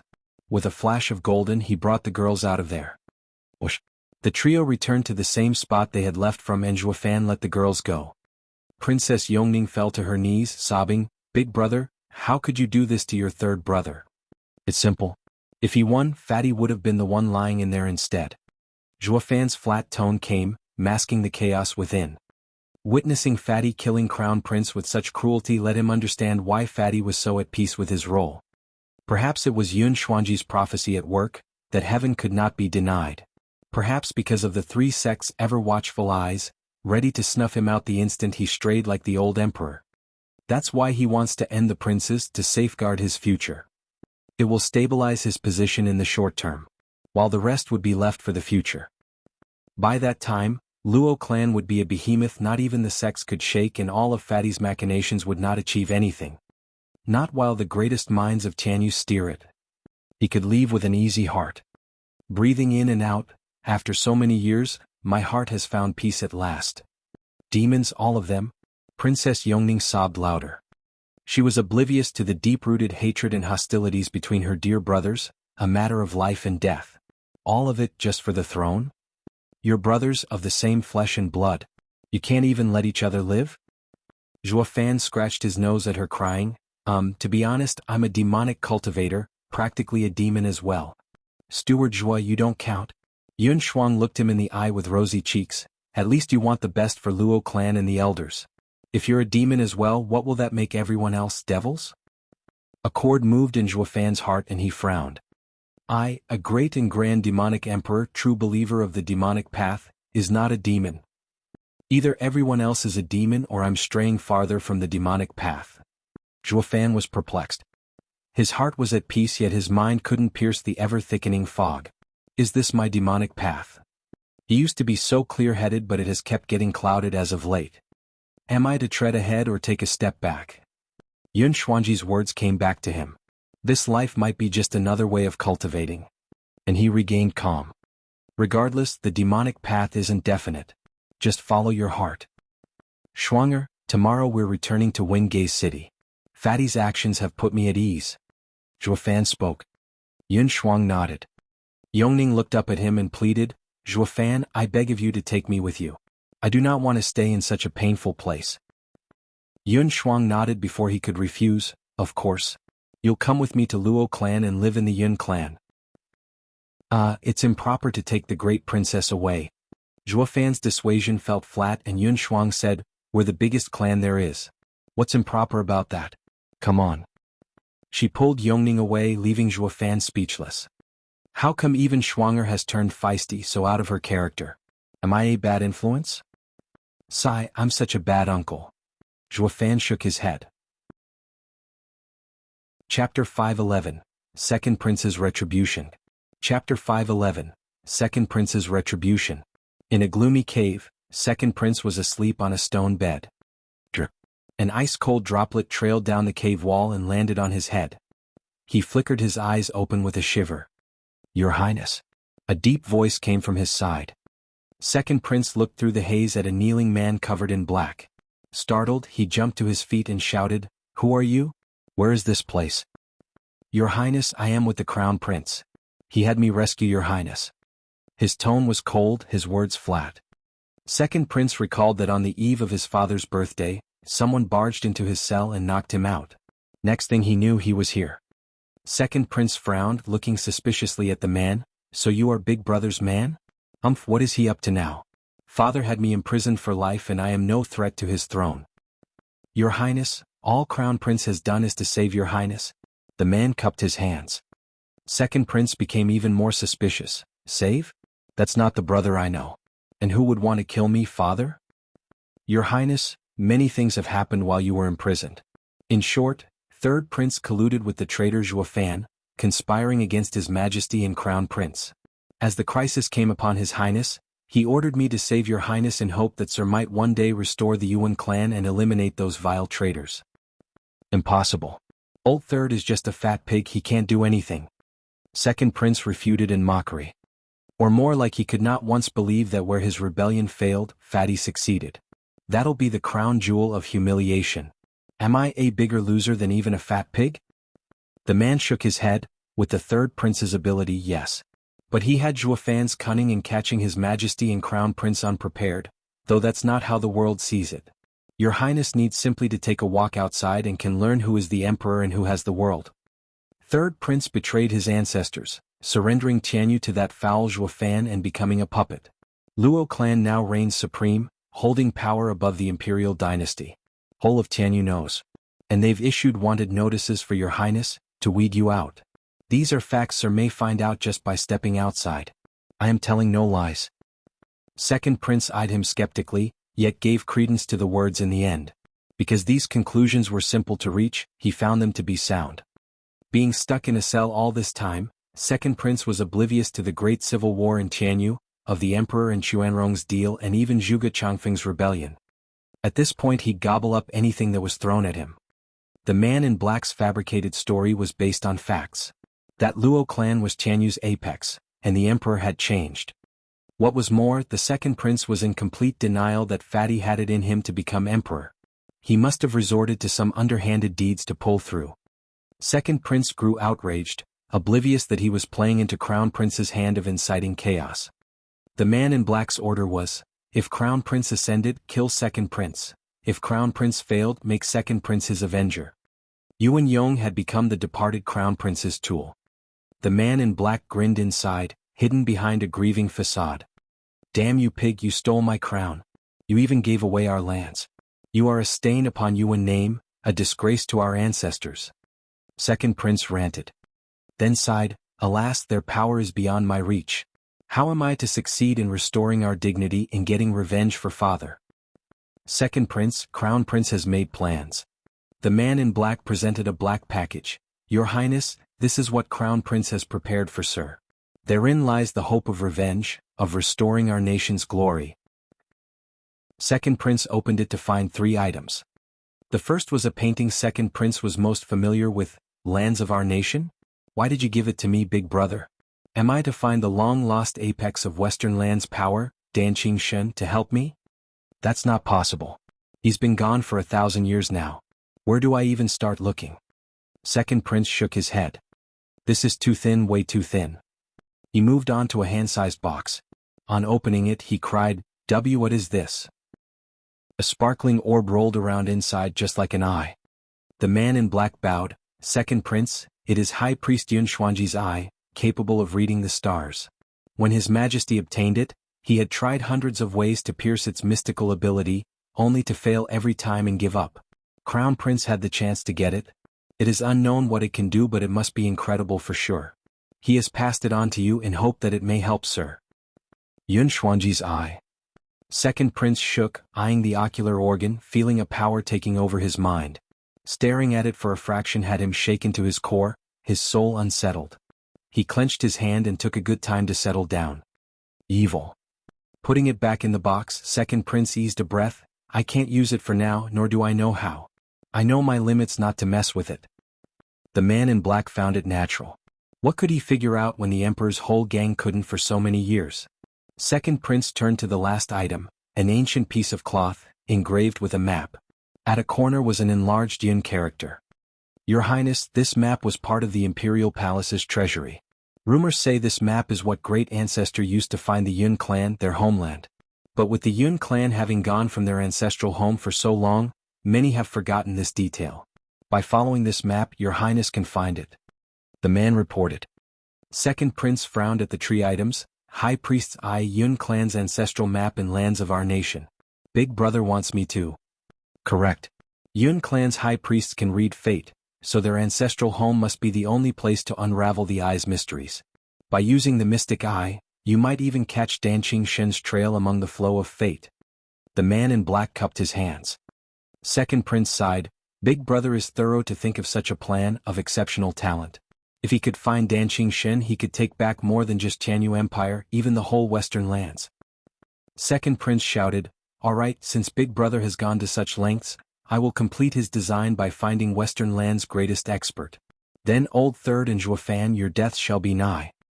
Second prince steeled himself and the man in black slipped on a wide smile. Crown prince, your soul can look on in peace knowing your design carries on. Second prince is on the path you paved, your avenger. Meanwhile, Zhuofan paid Veiled Dragon Pavilion a trip to tell them about Fatty's proposal. Long Yifi couldn't be happier, agreeing on the spot. With 1,000 miles of rich lands at their disposal, anyone would accept. Though with it being on the border, carrying out operations was risky. Of course he'd ask Zhuofan for troops. And the man agreed just as quickly. Sharing a secret glance with his masterminds, everyone enacted psychological warfare on Long Yifi's mind by explaining the benefits of Luo alliance. With so many upsides to it, Veiled Dragon Pavilion hopped right on the bandwagon. With one down, the other two allies weren't far away either, all coming over as easy as breathing. With Luo clan being the one true clan here, with them they'd live the high life, but against them an early grave. Adding the three old weasels' sly and smooth speech into the mix, it worked to cower and awe the trio into falling in line to the extent that they thought they were the ones better off. It was Zhuofan's way of showing gratitude to the old allies for all that they had done. But when did heaven ever flung a pie in anyone's lap? Every single benefit they received was followed by an equal if not larger price. Having joined the Luo alliance, they'd make it big, sure, but they had lost independence, reduced to mere members of the Luo alliance, unable to direct their own development, and being at the whims of the organization. Just like the other clans were vassals to the houses. Only now the relations were much tighter, yet still had a defined hierarchy. The alliance leader was a no-brainer Luo clan, with the rest being members they controlled. Not that the others minded. With the Luo alliance in inception, they'd get a little something and that proved to be enough to forget about vapid stuff like freedom. Now came the time of consolidating Luo clan's power.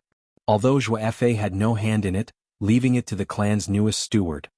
It was time to leave. Chapter 5:12, Farewell to Mortal Domain, Farewell to My Demons. Chapter 5:12, Farewell to Mortal Domain, Farewell to My Demons. Commander Taoba, let's meet again someday. Back in Wingay City, Zhuofan had the Tigers escort Tuoba Taizhan and the rest of Chuanrong to the borders for the trade-off. With all of them having their cultivation sealed, the 500,000 Dugu army had no trouble escorting these 2 million prisoners. At the foot of Blackwind Mountain, Zhuofan put on a kind face watching the Chuanrong army. But Tuoba Cheshan's reply was cold, even when cupping hands, let's not. I don't ever want to see you again. Haha, Commander Taoba surely jests. The least we are is adversaries and should have each other's respect, no? The same way you and Marshal Dugu treated each other. Humph, I respected Dugu Zhantian for his exquisite military talent, but more for his character. While you're inhuman, all you do is trick, cheat and steal. And that flying tiger army is the last straw. Where the hell did you come up with such a dominating army? Tuoba Taizhan clearly had some misgivings about his loss. Zhuofan laughed. He noticed the eyes of the Chuanrong generals having some resentment as well, but there was more respect and fear than anything. By fighting Zhuofan they learnt what godly skill meant. His leadership was average, but he more than made up with his twisted bag of tricks.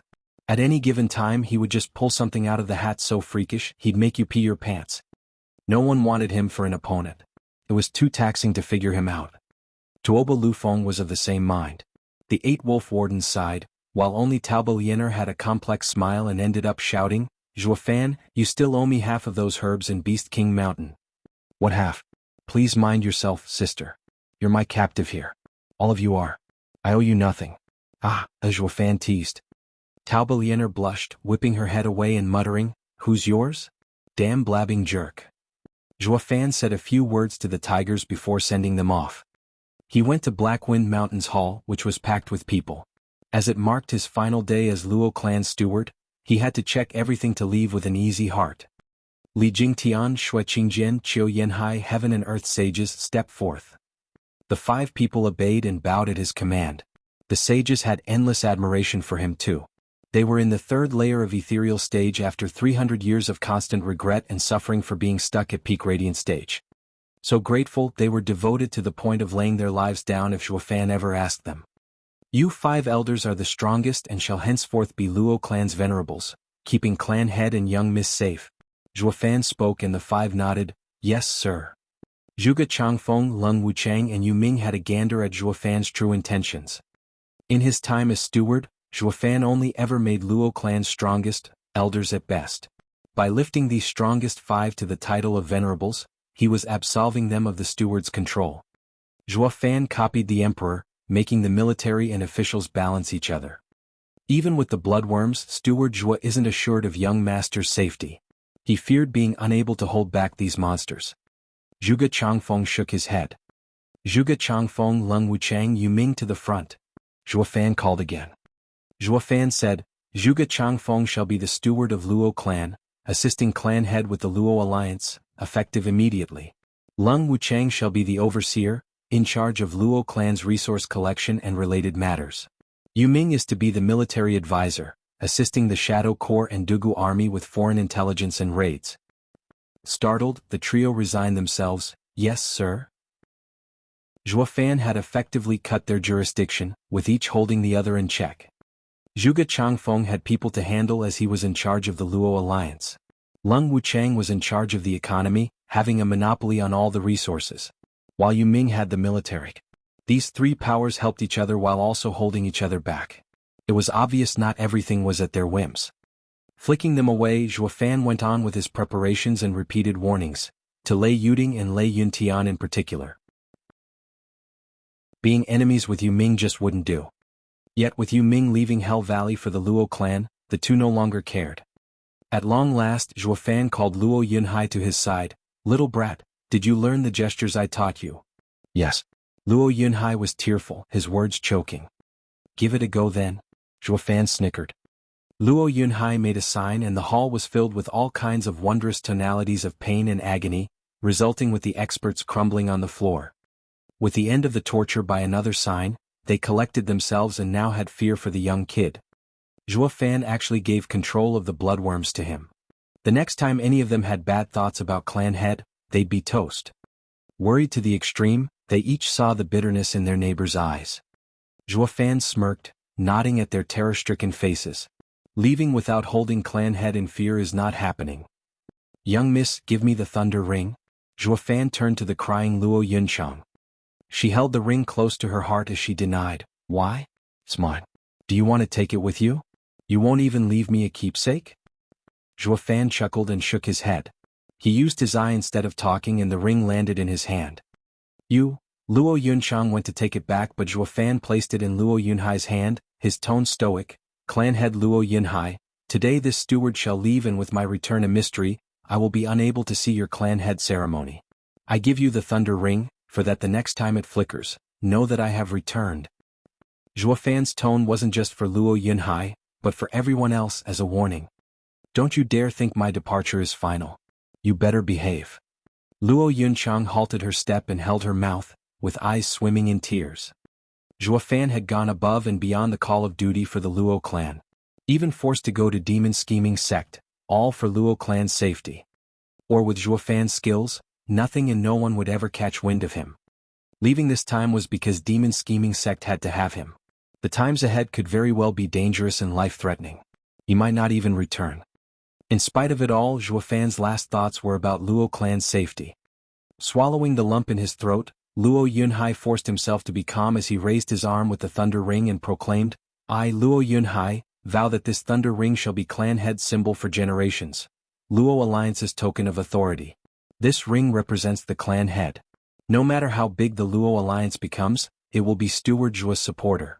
No matter what danger Steward Zhuo may face, be it the three sects themselves, the Luo alliance will stop at nothing, not for resources and not for men to help Steward Zhua. Luo Yunhai's voice echoed out, filled with determination. Zhua Fan looked at his own thunder ring. I am no longer of the Luo clan, and any danger I face will be unrelated to them. Yet the Luo clan would stick with him no matter what. Such a display of devotion left him touched to the core. People looked at Luo Yunhai with respect. Although young, he was loyal, a rarity in this world. Watching the all-grown-up kid, Zhua Fan smiled, patting his head. He then walked past him and stepped out. People made way for him, watching the ineffable steward who raised a third-rate clan to be the best in Tianyu walk on by. Luo Yunhai choked with emotion. He finally got a hold of himself to let out one last shout, "Big brother Zhua, you must come back." The words carried far while Luo Yunchang sobbed next to him, her eyes red from crying. At the foot of Black Wind Mountain, Zhua Fan walked among the shadows of the forest, his eyes glowing. Feeling for his heart, it's not hurting. The demon is gone. Demonic Emperor Zhua Yifan and the once servant Zhua Fan were of one heart today, a firm belief that the Luo clan was safe. Yet even without the heart demon, there were many other matters inside his heart that he couldn't throw away. Chapter 513, Confession. Chapter 513, Confession. You're crying? No, something fell in my eyes. Zhua Fan turned towards the cute voice, to see Yun Shuang and Yongning. He then looked away and blinked the lonely tear away and made a rushed excuse. Yun Shuang giggled and Yongning covered her smile, all while their fondness for him grew. Even this obnoxious and tyrannical steward had a hidden face. What are you two doing here? Shuanger, as the Yun clan head, weren't you saying you'd take your clan around Black Wind Mountain to establish an observatory? Angry, the two girls saw something unmanly. Zhua Fan snorted. To these two though he looked like pouting and they laughed. Yun Shuang had a soft gaze. You saved the people and you took revenge for my grandfather. Now that you are leaving, I must see you off and give my gratitude. No need. It was all in passing, just by chance. Zhua Fan shook his hand and mocked. I was never someone to do good, only thinking about ruining my enemy. If it were a righteous and benevolent ruler standing in my way, I might be the one throwing these people in chaos. My eyes only see my opponent and nothing else. Yun Shuang frowned but shook her head. You always call yourself evil and maybe consider yourself to be heinous, but unlike all those twisted people, you have a sliver of conscience. You're redeemable, that's why. Yun Shuang blushed and came up to him to whisper in his ear, these sweet words, I shall follow grandfather's wish and will always be in Luo clan, waiting for you to save you from eternal damnation and become a good man. Even if you aren't willing, I'll just stick with you forever. Zhua Fan shook, his face taking an odd expression. He saw Yun Shuang blush harder, her clear eyes filled with unspeakable softness. Yun Shuang avoided his gaze and muttered, no matter if you want to or not, remember our promise. You must come back. Yun Shuang skipped away while hugging her face, though now her ears were red. Zhua Fan blinked in a daze. What promise? You decided all by yourself without asking me. Just who could have taught her how to behave so rudely? Why does it feel like me though? Yongning giggled and presented a green bracelet with tender eyes. Zhua Fan, look after it. My mother left it for me. We will be worlds apart now, but never forget me. Save it. There's no reason why I should take your bracelet, let alone always remember you. What the hell are you up to? Zhua Fan glared. Glum, Yongning resorted to stomping. Are you dense as a brick or what? I can't be any more obvious than that. You're not happy unless I spit it out? Zhua Fan raised a suspicious eyebrow. Yongning shouted in annoyance, Zhua Fan, I shall inform you today that this princess has taken a liking to you. I have made the trip to Blackwind Mountain to be around you more and grow closer. Yet just as I've arrived, you plan on leaving. No choice but to use the last resort, exchanging vows through keepsakes in hope that you will never forget me. Wait, hold your horses. Zhua Fan waved all over the place. Your Highness, are you high? We barely know each other. There's nothing between us. Isn't it a bit sudden dumping this on me now? Not one bit. Haven't you heard of love at first sight? Yongning blinked her purty eyes. Mom used to tell me as a child that no matter the danger, never fear. Because Prince Charming will come from the heavens, holding me in his safe embrace and keeping the danger at bay. On that day, outside the Imperial Palace, the same moment my life was at peril, you appeared. It's just like Mom said. You're my destiny. Face twitching, Zhua Fan sighed. Princess, that's just a fairy tale for children. You're too old to be reading those. No, this is my mother's will that I must honor. Just like Schwanger grandfather's will. Besides, you accepted Schwanger, so why not me as well? I do not care for being second since we're close as sisters. When did I do that? Zhuofan was confused. Didn't she just say she'll be with you for life? Not refusing is accepting. Someone like her, so kind and shy, taking the initiative is remarkable. And I too shall lower my status by throwing myself in your arms, willing to share you with others. That's even more remarkable. Grinning, Yongning noticed the stars in his eyes, presenting the bracelet like a nice alluring auntie to a sweet little boy. Zhuofan, take it and we will be together forever in happiness. Gulping, the once fearless steward Zhuo crumbled in sweat on the battlefield of love with such a mighty adversary like General Yongning. They were right, women are just like tigers. PP Princess, calm down now. I am but a nobody with even my life uncertain. You need to be cautious before being with me. Your end will be bitter. I am cautious. A wife follows her husband, she'll remain a widow for life, but I am more than happy to walk this path. Like you always say, follow your heart. This is what I'm doing, listening to your words. Yongning giggled with her eyes tinted with desire. Zhuofan grimaced and felt like slapping his rotten mouth. That's what I get from spewing crap. Now I have to answer for it. Princess, take it easy. You, a glorious princess, should have a better future. Like the 4 tigers, yes, they are renowned generals always crying for a wife. Think them over. Don't want to. I only need you in my life, I am dead serious. Yongning blinked her charming eyes at him, even our tempers match. Match your head.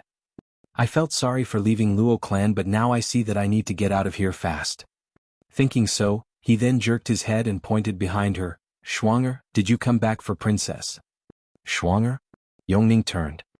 It was the window he desperately desired, and Zhuofan grasped it like his life depended on it. Yongning did look back at him, only to find him gone. Stomping, Yongning looked bitterly at the bracelet, her eyes clouded with anger. I only wanted you to take my keepsake to remember me by. I'm no tiger, so why did you run off? Humph, stinker. A chilly wind passed by her legs. Standing there, she had lost her lively spirit, now turned desolate with tears streaming down her face. She, a great princess, had just made her first confession only to be rejected like that. Somewhere else, Zhuofan appeared a mile away from Blackwind Mountain filled with trepidation. He didn't hate the ladies, but no way was he going to accept them. Their sincerity is touching enough, but I am a demon. He wouldn't fall in love out of principle. He had been like this all his life and it had turned into natural behavior. His heart was too heavy for it to contain love, while that made dealing with hypocrites a breeze. Wait. Another soft voice stopped him, and all he could do was look at the sky with a long drawn-out sigh. For the love of all that's holy on this God's green earth, am I the only man alive here? What are all these girls coming at me for? Zhuofan turned around lazily, only to jerk at the sight of her. It was Veiled Dragon Pavilion's Long Kuei. The lass never liked him, and every time they talked they always ended up bickering just like enemies. When Luo clan was still a no-name clan, this girl looked down on these hicks. For the same reason he made the 10-year promise in anger. That Luo clan would rise above all the houses. Zhuofan almost forgot it had been that long. But on seeing her, an evil fire lit up in his heart. Damn lass, right on time. I'm gonna show off till you drop. Long Kuei noticed him jerk at her call, then a trepidation and lastly confusion. But right now he had turned evil, putting on a haughty look, his nose way high. She was lost to what came on to him. What's with him changing tunes in a split second? Did he hit his head or something? Chapter 514, One-Sided Love. Chapter 514, One-Sided Love.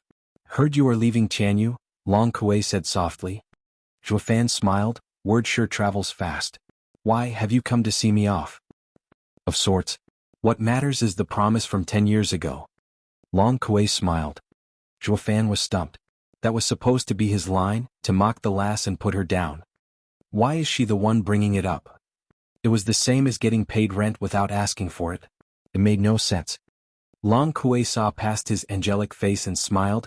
10 years ago I was young and rash, looking down on you in my ignorance and speaking out of place. I offer you my deepest and sincerest apology. Long Kuei made a deep bow. Zhuofan was speechless. All the work I put into showing off just got washed away. With the other person apologetic, he had nothing to build his act on. He could only shirk it off. It's fine, I already forgot such trifles, ha. Liar. Long Kuei straightened up and her eyes took a crafty glint. You've surpassed everything that stood in your way these years, turning a nameless clan into a monster. A commendable act no ordinary person could ever achieve. I have seen your trail one step at a time and you have left me stunned every single time. I now understand why you mustn't look down on youth. Ha, you're too kind, please. Zhuo Fan chuckled, beaming with the pride of his achievements. The last sure holds me in high regard. His pride was short-lived though as Long Kuei drove her attack fully in, catching Zhuo Fan on the wrong foot. Crud, she got me. Though you can't look down on youth, is it fine to pick on defenseless girls? Long Kuei's tone had some bite. Zhuo Fan was lost for words. Long Kuei's apology was fake in order to condemn him. It was all smoke and mirrors to lift him high only to slam him down to earth with a well-placed blow to the hypothetical gut. She fed my ego to strike back. The day finally came for even the grand Zhuo Fan to grow so complacent to fall for such a basic trick. Zhuo Fan worked his brain matter for some excuse, only to come empty, not getting why Long Kuei got so aggressive. He put on an awkward smile. Miss Long Kuei, why may I ask, are you so angry? Why? You should ask yourself, humph. Long Kuei glared.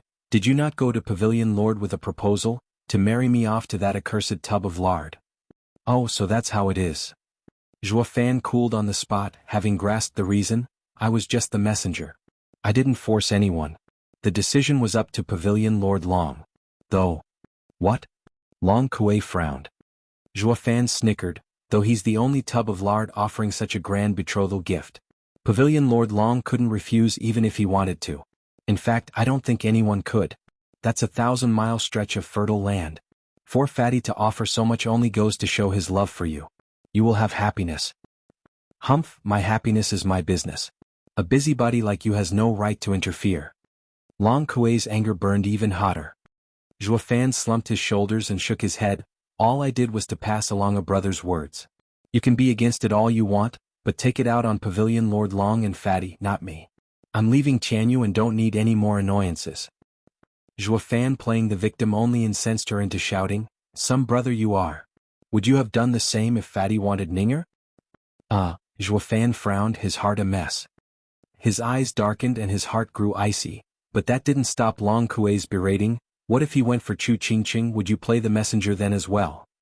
Zhuo Fan's heart sank, finding it impossible to make a coherent sentence, just standing there with a hardened gaze.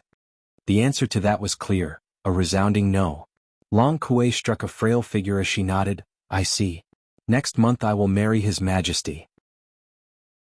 A shame the best steward in Tianyu, the great Steward Zhuo, won't be there to see it. Long Kuei sighed, rambling on before walking away in silence. Zhuo Fan noticed as she turned, 2 trails falling down her cheeks. Zhuo Fan had a puzzled gaze as he saw Long Kuei empty inside and rambling on. Wasn't she blaming me just now? How is it that she's the one to leave defeated? Doesn't that happen after a big fuss or fight or something? Peculiar. Zhuo Fan shook his head and sighed, putting this affair behind him as he went on his way.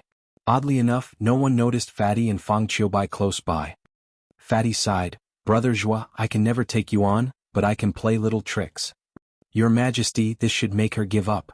Fang Qiubai turned to Long Kuei. Fatty nodded with a wise gaze. The proposal would have worked with that stretch of land alone. But to have little Kuei look forward to the wedding is impossible, not while she loved someone else. Zhuo Fan. Fang Qiubai spoke firmly. Fatty smiled, correct. Ever since Luo clan ceremony outside the imperial palace, I saw something growing in little Kuei for the brat. I was hesitating whether to fight such a man over a woman, only to find it wasn't necessary. Little Kuei's one-sided love was something he had no clue of, nor did he much care for her. This was little Kuei's path she had to take herself. So I had Zhuo Fan be the messenger, making it look like Zhuo Fan threw little Kuei into my lap. In pain, little Kuei had to come to Zhuo Fan to confirm it. Now she knows there's no place for her in his heart and should give up. A woman with a dead heart will be sure to accept her fate next to me as empress. What if Zhuo Fan finds out? With his mean streak, Fang Qiubai frowned. Fatty waved it off with a smile, no worries. Do you know why despite his sharp mind did I still get to use him? He never gave a damn about little Kuei, so he just overlooked everything. I borrowed his luck with women, but he didn't lose either. In fact, by having Veiled Dragon Pavilion enter the Luo clan, even if he did find out, it won't matter. I have finally grasped Zhuofan's character. He is selfish and won't act unless someone encroaches on his people. Ah, Fatty's eyes shone with wisdom. He turned and said, Sir Fong, any news of the second brother? No, he has disappeared. Fong Qiubai shook his head. Fatty shouted, keep searching. Don't stop until I see him or his corpse. In the meantime, Zhuofan went to the meeting place with the demon scheming sect. Then Cackles announced the arrival of 4 black smokes. They took the form of the 4 scheming demons. You're the one receiving me? Ah, that's great. Zhuofan laughed. The 4 pygmies were ordered to return to the sect before the war with Chuanrong by the Impermanence 5. They had spent too long outside after busting out of prison and had to get back to the sect. Helpless, the 4 pygmies returned to get their punishment. Zhuofan figured he'd never see them again, either put in a corner or thrown in jail again. Yet here they were, as Xiaowiwa's men acting as his guide to the sect. He was pleasantly surprised. With the sect in a remote and hidden area, the secular world having no clue of its location, only its disciples could guide him there.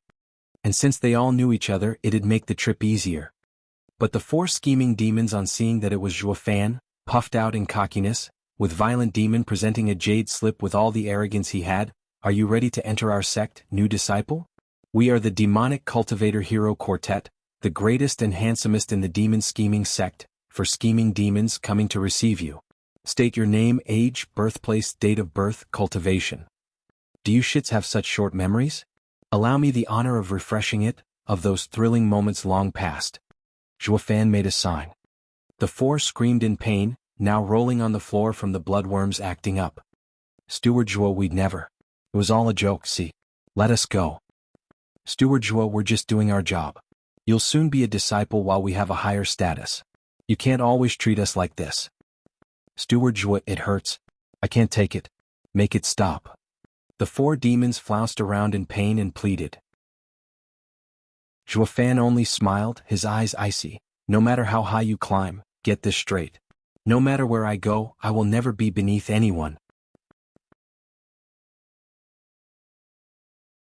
Chapter 515, Bumping into Mystical Heaven Sect. Chapter 515, Bumping into Mystical Heaven Sect. Steward Zhuo, your temper hasn't changed, I see. Still as violent, haha. On a gloomy lone path, 5 people walked.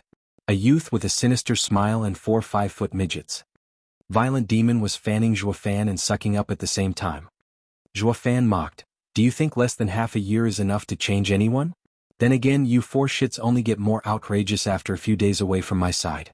You even had the nerve to show off to me. Steward Zhuo, please, that was just the perks of the job.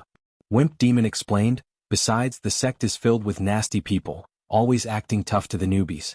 We were only helping you stay out of trouble. Zhuofan raised an eyebrow, did you just think? I'll be railroaded? The 4 jerked and shook their heads at once. Violent Demon cuffed Wimp Demon over the head, ignorant fool, who do you take Steward Zhuo for? It's already a miracle if he doesn't railroad others. But if others did that to him? That's a death sentence. All bobbed, Zhuofan included. Others aside, if you 4 don't know me by now after all this time, now that's ridiculous. A mere demon scheming sect, an average sect of the mortal domain, can't have anyone that can stand up to me. Zhuofan's grin widened. Violent Demon checked the time and was all wishy-washy. Steward Zhuo, there is the matter of overdoing things. We should hurry along since we're already late. It won't do for us to earn sect leaders' ire. Let's fly at least. Where's the fire? I've been cooped up in Chanyu for years, and now that I get to travel, can't I enjoy the view, have a taste of the great outdoors? Zhuofan shot him down. He had no intention of fitting in just yet, who knows when he'd get out. He'd need approval for any outing or relaxation once institutionalized, and with no place to vent, he'd go stir crazy. So if he could drag it out, he'd go the distance on foot. The 4 scheming demons, though, were feeling quite tense. It was a mission from the sect to receive new disciples. Being late would get the sect leader on their backs, the one who they couldn't mess with.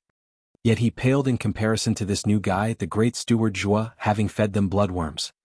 They'd be on someone's bad side no matter the choice, and the four felt like crying. Since when did taking in a new disciple become such a toil? To any rowdy disciple, there were so many ways to get him to wait on the guides. By the time they reached the sect, he'd be a meek lamb. While on this lord before them, the usual tricks never worked.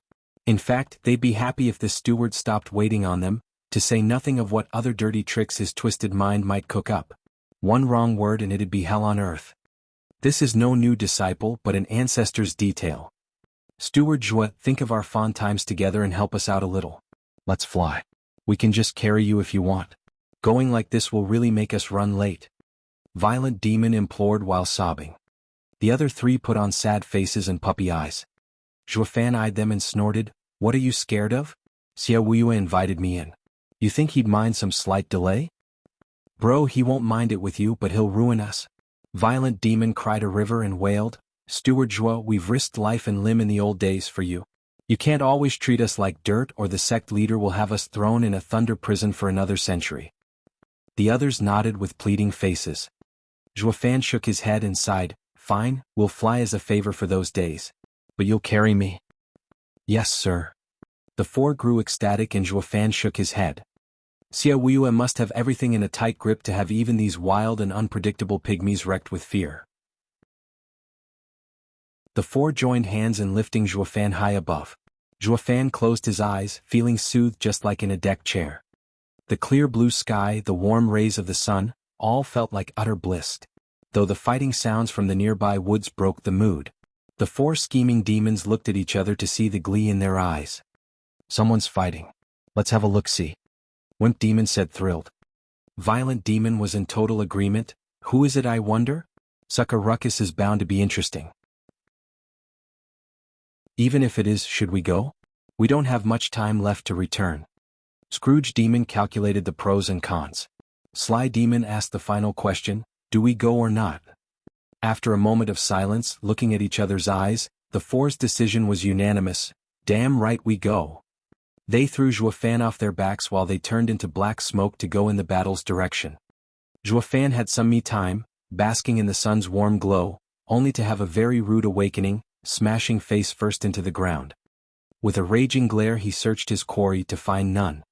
Blast and thunder, now I see why Xiao Wuya would want to throw them in prison for a century. It'd be a 10,000 years if it were me. Zhuofan patted the dust off of him, his face burning with rage.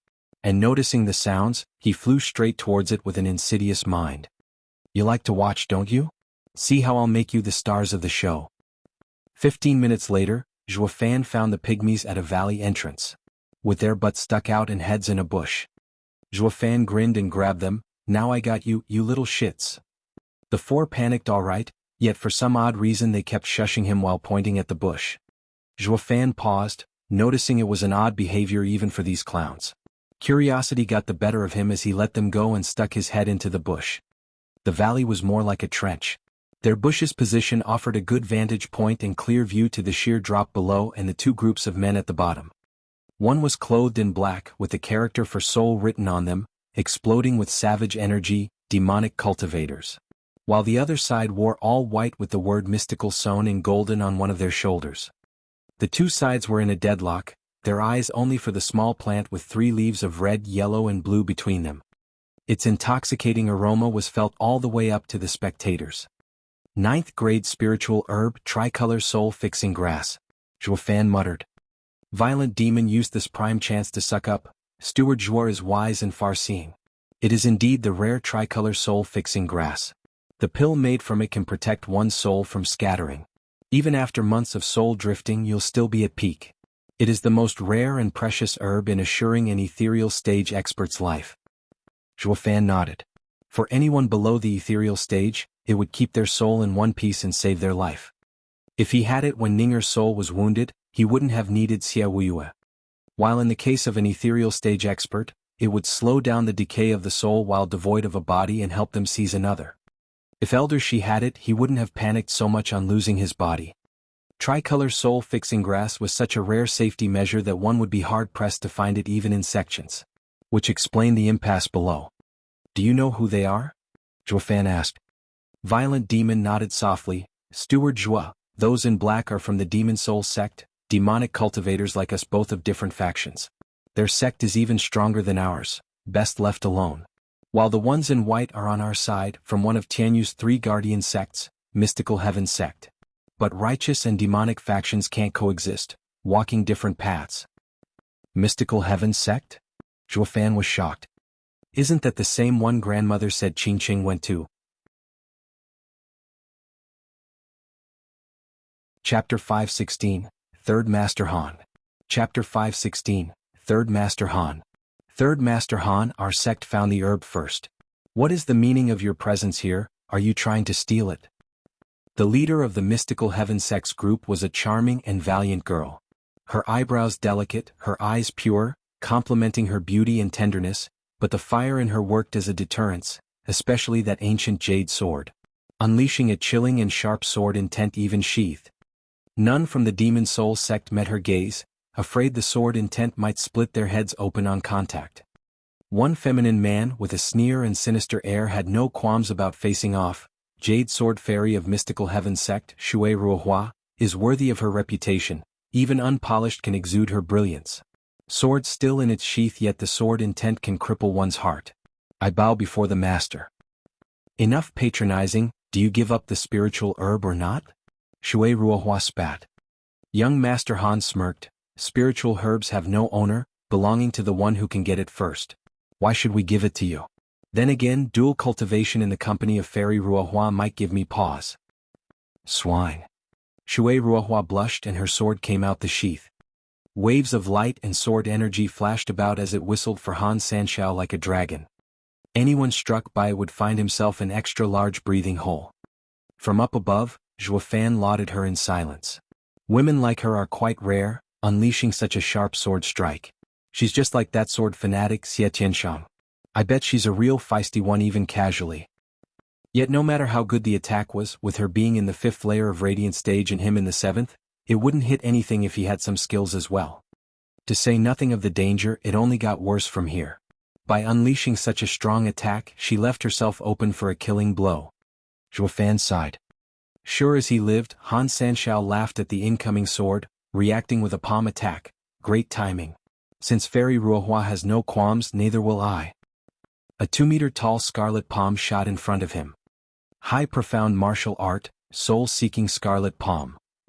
With a muffled sound, the sword and the scarlet hand clashed into a deadlock. Shui Ruohua lapsed for a second, then gnashed her teeth as she pushed the sword forward harder. While Han Sanshao waved and the palm split into countless stars, hammering Shui Ruohua's body. Being so close didn't give her room to react. She was flung away and spat dark blood. Senior sister. Her group shouted while the Demon Soul sect's side snickered. Han Sanshao mocked, Jade Sword Fairy, your sect is but a low-ranked one while ours is a mid-level sect. We are better than you in every way, be it martial arts or cultivation methods. You've seen it yourself. So walk away knowing your limits and not fight us over the herb. So what if you got dips? In this world, power is everything. Everything belongs to the winner. Han Sanshao snorted. Up on the vantage point, the 4 scheming demons laughed inside and nodded. The dumb broad is toast, hee. She asked for it, going against a demonic cultivator. Violent demon laughed at her expense. Sly demon giggled, that's not all. If the young leader from the Demon Soul sect took her away to dual cultivate, that old foggy from Mystical Heaven sect would choke on it, hi. True, the rest bobbed their heads excitedly. Zhuofan asked, do you mean to say Demon Scheming sect and Mystical Heaven sect are bitter enemies? Why do I get the feeling that you want Mystical Heaven sect to suffer a worse fate? Nope, we can't stand either of them, but Mystical Heaven sect is on the righteous path. As demonic cultivators, we want nothing more than to see them squirm, ha, a violent demon laughed. Zhuofan shook his head. Be that as it may, such a course of action was born out of ignorance. Tallying everything up, one looked at the profits and not one's alignment. All to further one's self-interests. Yu Ming escaped the interests of his house to achieve what he was now, standing shoulder to shoulder with the likes of Zhuge Changfeng and Leng Wuchang. If all of the demon scheming sect was so narrow-minded, its future was hopeless. Pa. With a faint sound, Shui Ruohua leaned on her sword to stand, watching the herb with a killing gaze.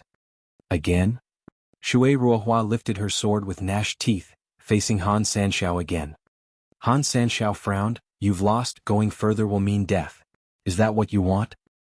Humph, hand over the herb or take my life. Shui Ruohua's eyebrows shook, filled with unwillingness. The life of my young master depends on that herb. I must have it. Han Sanxiao mocked. Oh, that retard? Ah, death suits him better. What's a born cripple like him still living for, taking up space? Shut up. I won't let anything happen to my dear brother. Shui Ruohua stomped as she thrust her sword. Her attack this time was far weaker, not even a tenth of the first. The wounds were taking their toll on her. Han Sanxiao waved in mockery and unleashed a gale. With a loud sound, Shui Ruohua flew and spat blood again. Her eyes were desperate and hopelessly in tears. Little brother, forgive me. I can't protect you. Pa. At this particular moment, her body stopped, feeling a strong arm holding her. But what came into sight was a foreign face. Wire, Shui Ruohua spoke weakly. Zhuofan smiled. We don't know each other. It's just that Miss Character is very much like someone I know. Zhuofan was reminded of Chu Qingqing and her desperate attempts to save drifting flowers' edifices. He sighed. You're so much alike, I'm sure you'd be close friends. Shui Ruohua frowned, not understanding any of his words. Hi. Creepy laughter announced the arrival of 4 black trails of smoke. The 4 scheming demons were standing there while cackling. Haha, when 2 fight, the 3rd wins. You guys continue while the demon scheming sect takes the 9th grade herb, he. The demon scheming sect? Shui Ruohua was on guard around Zhuofan, pushing away from him in a rush. Han Sanxiao raised an eyebrow at the 4, demon scheming sect? A herb was discovered, yet here are 3 great sects fighting over it. Things sure got interesting. Zhuofan smiled and shook his head at the demons. You 4, repeat what you said. The spiritual herb is ours. Right, Steward Zhua? Violent demon beamed. The resounding crack on his face was Zhuofan's answer, along with a serious tongue lashing. Of course, right, your rotten head. You've been around me for so long and you can't even tell that much about me? Is a 9th grade herb worth fighting for? Are you beggars? What? Zhuofan's shout echoed around the gorge and the demons looked down with crestfallen faces. While Mystical Heaven sect and Demon Soul sect grimaced. Who the heck is he? Are you calling us beggars? Is that it? Han Sanxiao's smile iced over. Since when did Demon Scheming sect got so tough, so rich, that even a 6th layer of Profound Heaven disciple spits on a 9th grade herb? That would mean we, the mid-level Demon Soul sect, should be currying favor with the Demon Scheming sect. Moneybags, let's be friends. Han Sanxiao patronized and the rest of the Demon Soul sect party laughed. Where the hell did he crawl out of? He's putting up such an exaggerated show, no one'll believe him. 9th grade herb aside, the entirety of Western lands had no sect that outstanding. But the 4 scheming demons knew something they didn't as they saw the unfazed mocking smile on Zhuofan. Steward Zhua, since you don't want it, what did we run over here for? Couldn't we just watch the live show? Violent Demon asked, holding his burning cheek. Zhuofan smiled as he pointed at Shui Ruohua. I came here for one reason, to save her. All stood speechless. Since when did the demon scheming sects people save Mystical Heaven sects? Whenever the 2 sides met, there was bound to be an altercation. Shui Ruohua was just as stunned, but blushed at his hard gaze, her heart jumping around inside. What is he trying to pull? Chapter 517. Who leans on whom? Chapter 517. Who leans on whom? Clap. Han Sanxiao had a savage look as he watched Zhuofan with a light clap. Oh, a hero in shining armor. And here I thought some reject had jumped in. That being said, you must have good taste like mine to set your eyes on such a fine fairy for dual cultivation. Demon Soul sect's side snickered. Shui Ruohua grew angry as she watched the 2 with her guard up and her heart stuck in her throat. They're both the worst. If worst comes to worst, I would rather kill myself than let them touch me. Those on Mystical Heaven sect's side were all keyed up, their brows soaked in sweat. What rotten luck, meeting 2 demonic sects and both are enamored by senior sister's looks. Her killer body is going to kill us all. Zhuofan eyed them coldly before stopping on Han Sanxiao with a smile. All I want is easy, save the girl and take the herb. If you have your head on straight, you'd scatter this instant before you regret it. Regret it? Aha, who will make me regret it, you? Just a 6th layer of Profound Heaven cultivator? Han Sanxiao had heard the joke of the century, laughing harder. Looking closer at Zhuofan's party, something clicked in him and he mocked, "Are you Xia Wui's son? Being all cocky in the sect and now you've come out to die? Didn't your dad ever tell you to keep your head down?" Mystical Heaven Sect's side was filled with doubt. Demon Scheming Sect's sect leader has a son. They were both Tianyu's 3 guardian sects, so how come they've never heard of him? Zhuofan chuckled, "What gave you that idea?" "It's those 4 little freaks behind you. They're in the 6th layer of Radiant Stage, elders or executives of the sect. They'd never show such respect to just any disciple." Han Sanshao put on a prideful look, having seen it all, yet a profound heaven disciple like you berated and slapped them and yet they showed no anger.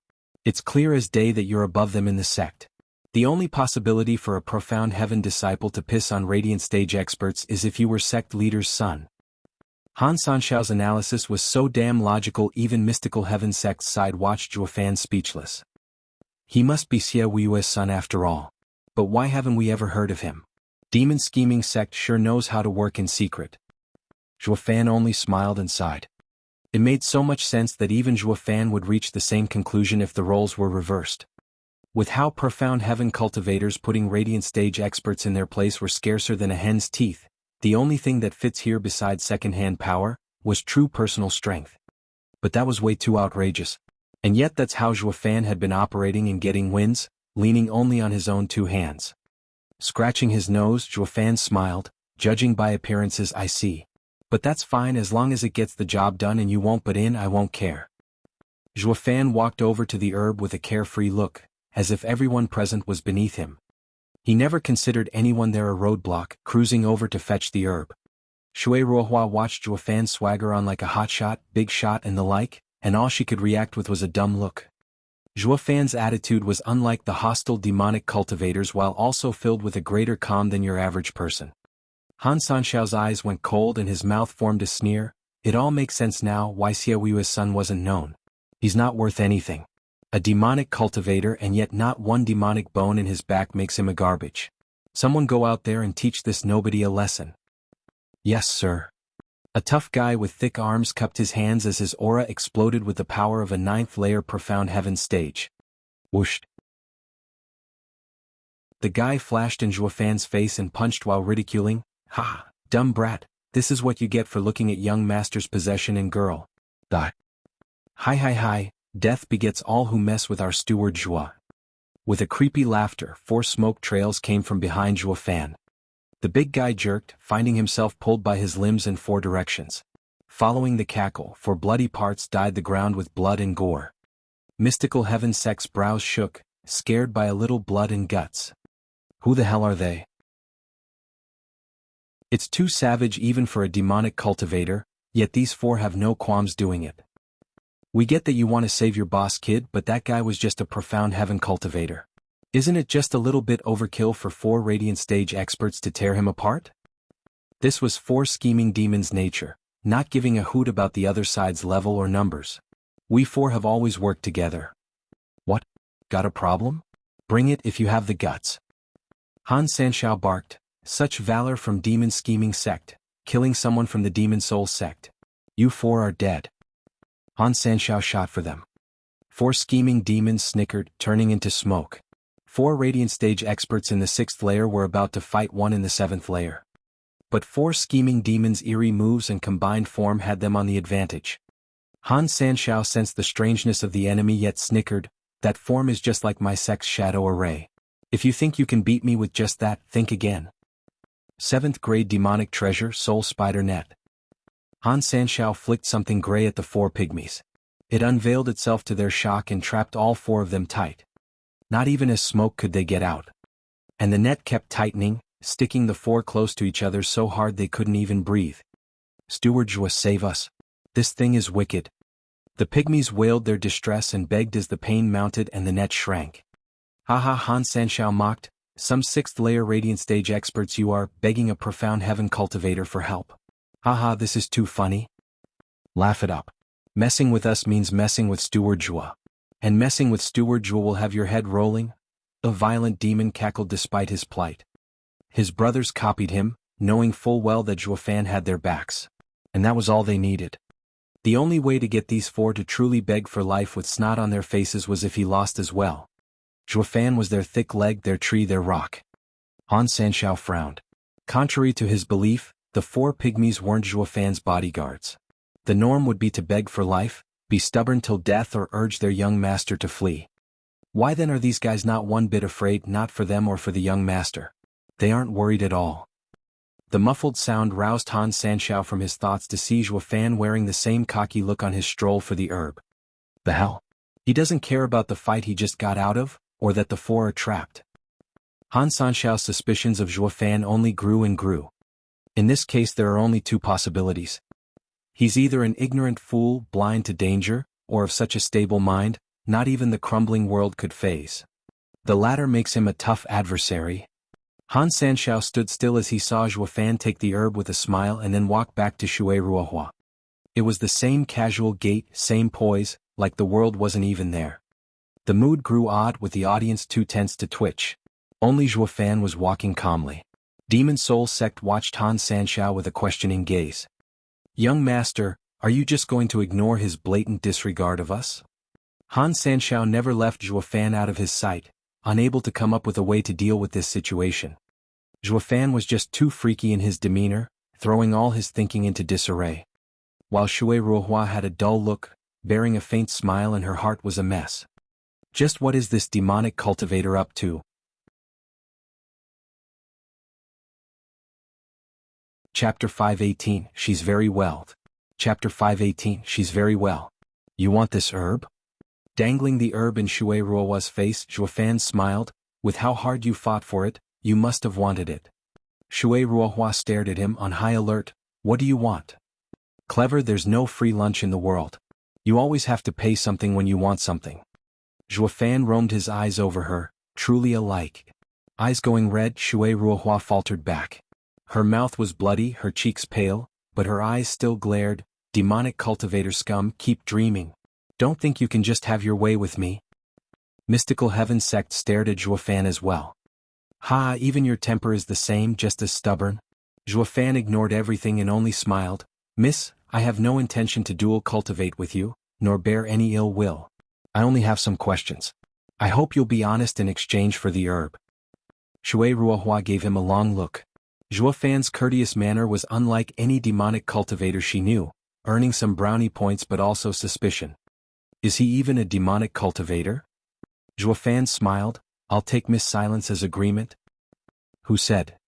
Zhuofan's question cut her off. Pardon me, miss, but does your sect have someone called Chu Qingqing, hailing from Tianyu's Drifting Flowers edifices?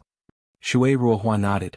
Junior sister Qingqing is master's new disciple and she does come from Tianyu. Do you know her?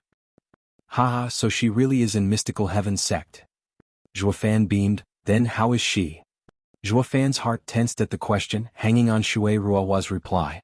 He hid his impatience well, but not from a woman's intuition. Shui Ruohua was troubled.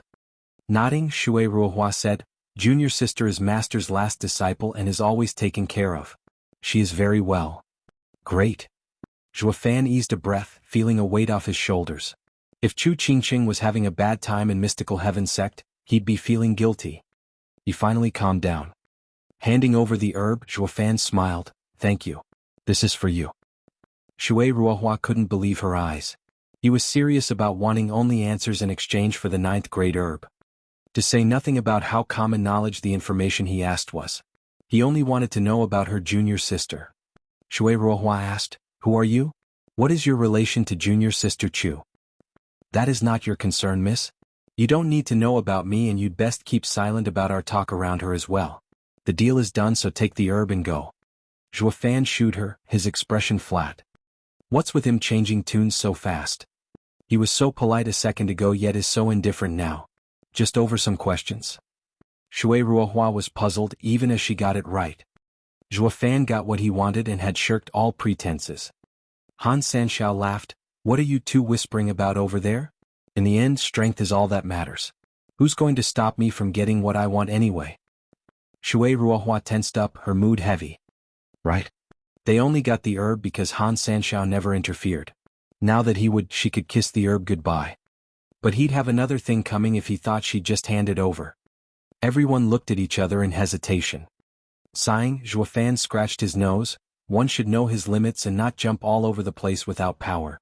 Zhuo Fan now walked towards Han Sanshao, same old prancing, causing Han Sanshao to turn solemn. For some odd reason he felt put off by a sixth layer of profound heaven cultivator. Kid, you took the words right out of my mouth.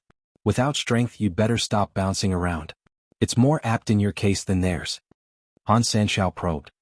Zhuo Fan mocked, you've got it all wrong. It's not for them but you. Cocky prick. Han Sanshao unleashed his soul power at Zhuo Fan while shouting, what could a puny profound heaven cultivator possibly teach me? Zhuo Fan's mouth perked up into a smirk, releasing a soul attack. Bam. The air around the clash shimmered, with Han Sanshao faltering 5 steps and looking at Zhuo Fan like he was a monster. Zhuo Fan never even budged from his place, bearing the same obnoxious attitude.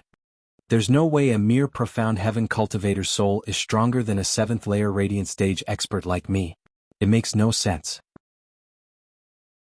Han Sanshao was dumbstruck. As were the rest. Who the hell is this kid? A profound heaven expert using his soul like a radiant stage expert was rare enough, but for him to even punch above his weight. Ignoring the weird looks he always seemed to get, Zhuo Fan got to the trapped scheming demons and smiled. Soul spider net, made of a spiritual beast soul to target souls. These shits were bound to be caught, ha ha ha. Steward Zhuo, save us please? The pygmies whined. Han Sanshao gnashed his teeth, that's a 7th grade demonic treasure only I can control. Haha, arrogant, narcissistic and shameless to boot. Zhuo Fan threw in there, once you know it's made of souls to capture souls, removing it is easy even without knowing the signs.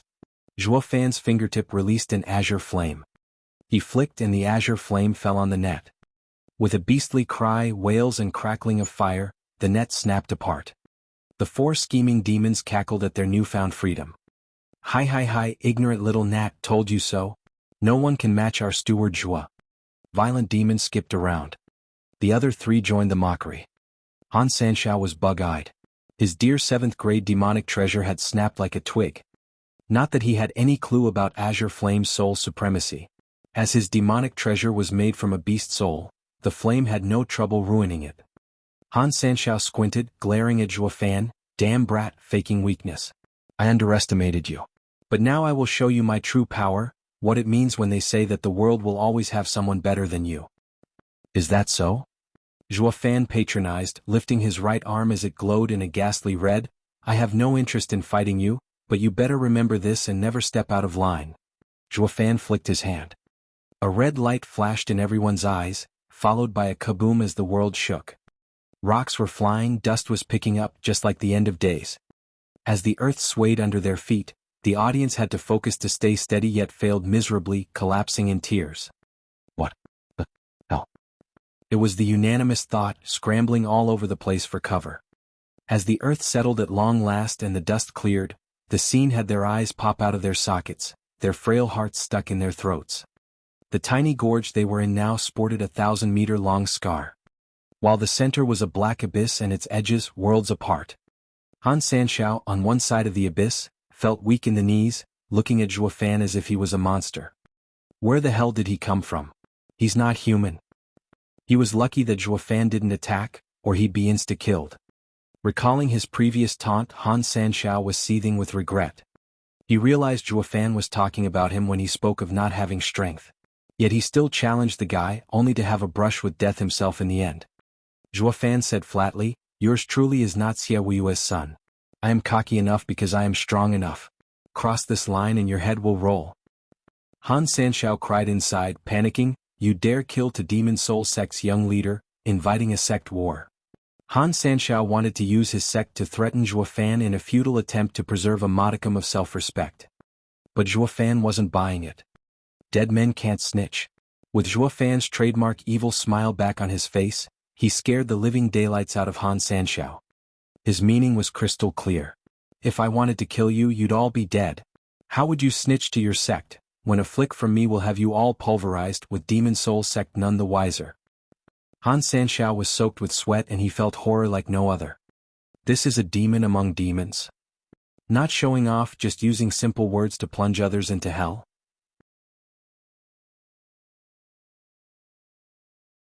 Chapter 519, Entering Demon Scheming Sect. Chapter 519. Entering Demon Scheming Sect. Using the same light step and indifference, Zhuofan flew away with the 4 scheming demons cackling behind him. Shui Ruohua had a dull gaze watching him leave, her heart thumping. Who is he? One mystical heaven sect came over, still shaking from fear. Senior sister, he's terrifying. At least he had no ill will towards us or we'd be goners. Yeah. Another disciple nodded. To think Demon Scheming Sect has such a horrifying disciple with power beyond his cultivation. We best return and meet with our fellow disciples to warn them. On the off chance that any of us meet that kid, the first thing to do is to run. The others echoed his sentiments. Shui Ruohua watched the skies, still out of sorts, oblivious to their talks. Who is he? What is he to junior sister? Senior sister. The cry woke her from her stupor to see a disciple panicking as he pointed at the demon soul sect on the other side of the abyss. Han Sanshao is getting up. Shui Ruohua saw Han Sanshao leaning on another disciple, watching her with malice. Shui Ruohua held the herb tight, her heart on guard for any movement. Though Han Sanshao just got his feet under him as he looked at the scar just ahead of him, it filled him with fear and he gave up, shouting, "Let's go." Han Sanshao's team was soon gone. Mystical Heaven Sect breathed easier. Though they wondered, Han Sanshao has always been brutal in his ways, so how come he's just letting us have the herb? Is the world ending? Fool, isn't it obvious? That freak from Demon Scheming Sect just warned him not to cross the line. So of course he won't, not if he wants to keep his head. The others laughed. But the same guy frowned still. But didn't he just leave? What's there to fear? He might have left, but his deterrence remained. Shui Ruohua sighed. This is a clash of powerful men. You won't understand. Yet this man's simple words had Demon Scheming Sect's 3rd young master shaking in fear about crossing the line. Demon Scheming Sect now has an unapproachable man. The disciples recalled the man's flick of the hand, unleashing a gulf between the parties, and their hearts sank. Will he become our enemy? Meanwhile, Zhuofan and the pygmy quartet rushed for Demon Scheming Sect. Violent Demon went before him saying, "Steward Zhua, why did you save that lass? Did she catch your eye?" As if, I only wanted to know about Mystical Heaven Sect. Zhuofan snorted. Violent Demon nodded. Then why did you let the prick from Demon Soul Sect go? It's not like Sir at all. Are you calling me a born homicidal maniac? Glaring at the 4, he continued. He belongs to a great sect. One needs to think of the consequences before crossing the point of no return. Scaring him was enough. While I threatened with obliteration to keep it quiet, no secret stays hidden forever. Unless forced to, I will never go down this road. The 4 nodded, with Violent Demon giggling. Steward Zhua's manner has always been flawless, considering every aspect. No wonder Sir caught sect leader's eye, wanting you so bad. Yep, his brothers echoed, sucking up to the guy. Zhuofan shook his head, then frowned.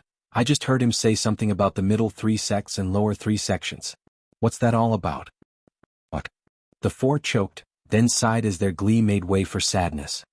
Zhuofan was baffled. Violent Demon finally opened his mouth. Steward Zhua, it's best if you never mention it, or you'll suffer so bad that not even sect leader could help. What? Zhuofan raised an eyebrow. Violent Demon sighed. The Western lands have 10 sections. Leaving the apex Double Dragon Manor aside, the rest are split into the superior, the middle and the lower 3 sections. The greater the power of a sect, the more pull and resources it has. Demon Soul Sect belongs to the middle 3 sects, while Demon Scheming Sect and Mystical Heaven Sect are from the lower 3 sections. So each time our disciples meet them, we all feel lacking and get picked on. Yeah, and that time 60 years ago was the worst. In that fight, us 4 worked together and were even winning. Only for Scrooge Demon to break formation for some demonic treasure, and we ended up losing instead.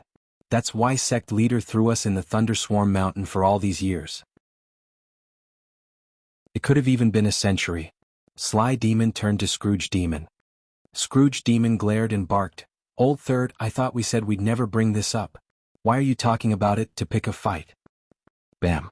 Scrooge Demon sucker punched Sly Demon, who punched back of course, and it all degenerated into a scuffle right there in the air. Zhuofan took it in stride as he asked, since Mystical Heaven Sect and us are in the lower 3 sects, weaker than them, what is Mystical Heaven Sect doing still fighting over a herb?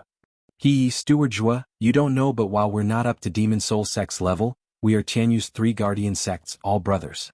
Heaven trailing sect from the middle 3 sects, is our boss covering for us.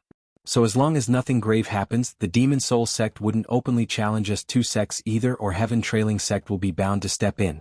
As both are middle 3 sects, fighting each other would be the worst scenario. Violent Demon grinned. Zhuofan exclaimed inside. He got it now. Demon Scheming sect and Mystical Heaven sect were Heaven trailing sect's little brothers, with the big bro keeping another middle 3 sect from swallowing them. Everyone was one big happy family. When they went to mess with the beast taming sect with the 3 elder souls, I bet all 3 of the sects participated. Or why the hell would the Baron Chuanrong hand over such a fertile stretch for Tuoba Taizhan and company? I reckon beast taming sect felt the pressure of the 3 sects on it and had no choice in the matter. The Chuanrong emperor saw the beast taming sect agreeing, so he added one more condition, to get Tuoba Taizhan back home as well. He had to get something out of this loss. Thus the 3 sects nabbed that fertile stretch of land. No wonder in the days of young Sanzi's chaos around Tianyu, the empire's 3 guardian sects passed the blame. They wanted nothing to do with it. As long as the borders held, they didn't give a flying hoot about Tianyu's politics. That had Zhuofan smiling. The sects extorted the empire of resources yet didn't even raise a helping hand. On the other hand, only their indifference led to the former emperor's plan to work. Zhuofan sighed, following the 4 pygmies who were always fighting, ever quarreling. This was how the 5 flew to the demon scheming sect.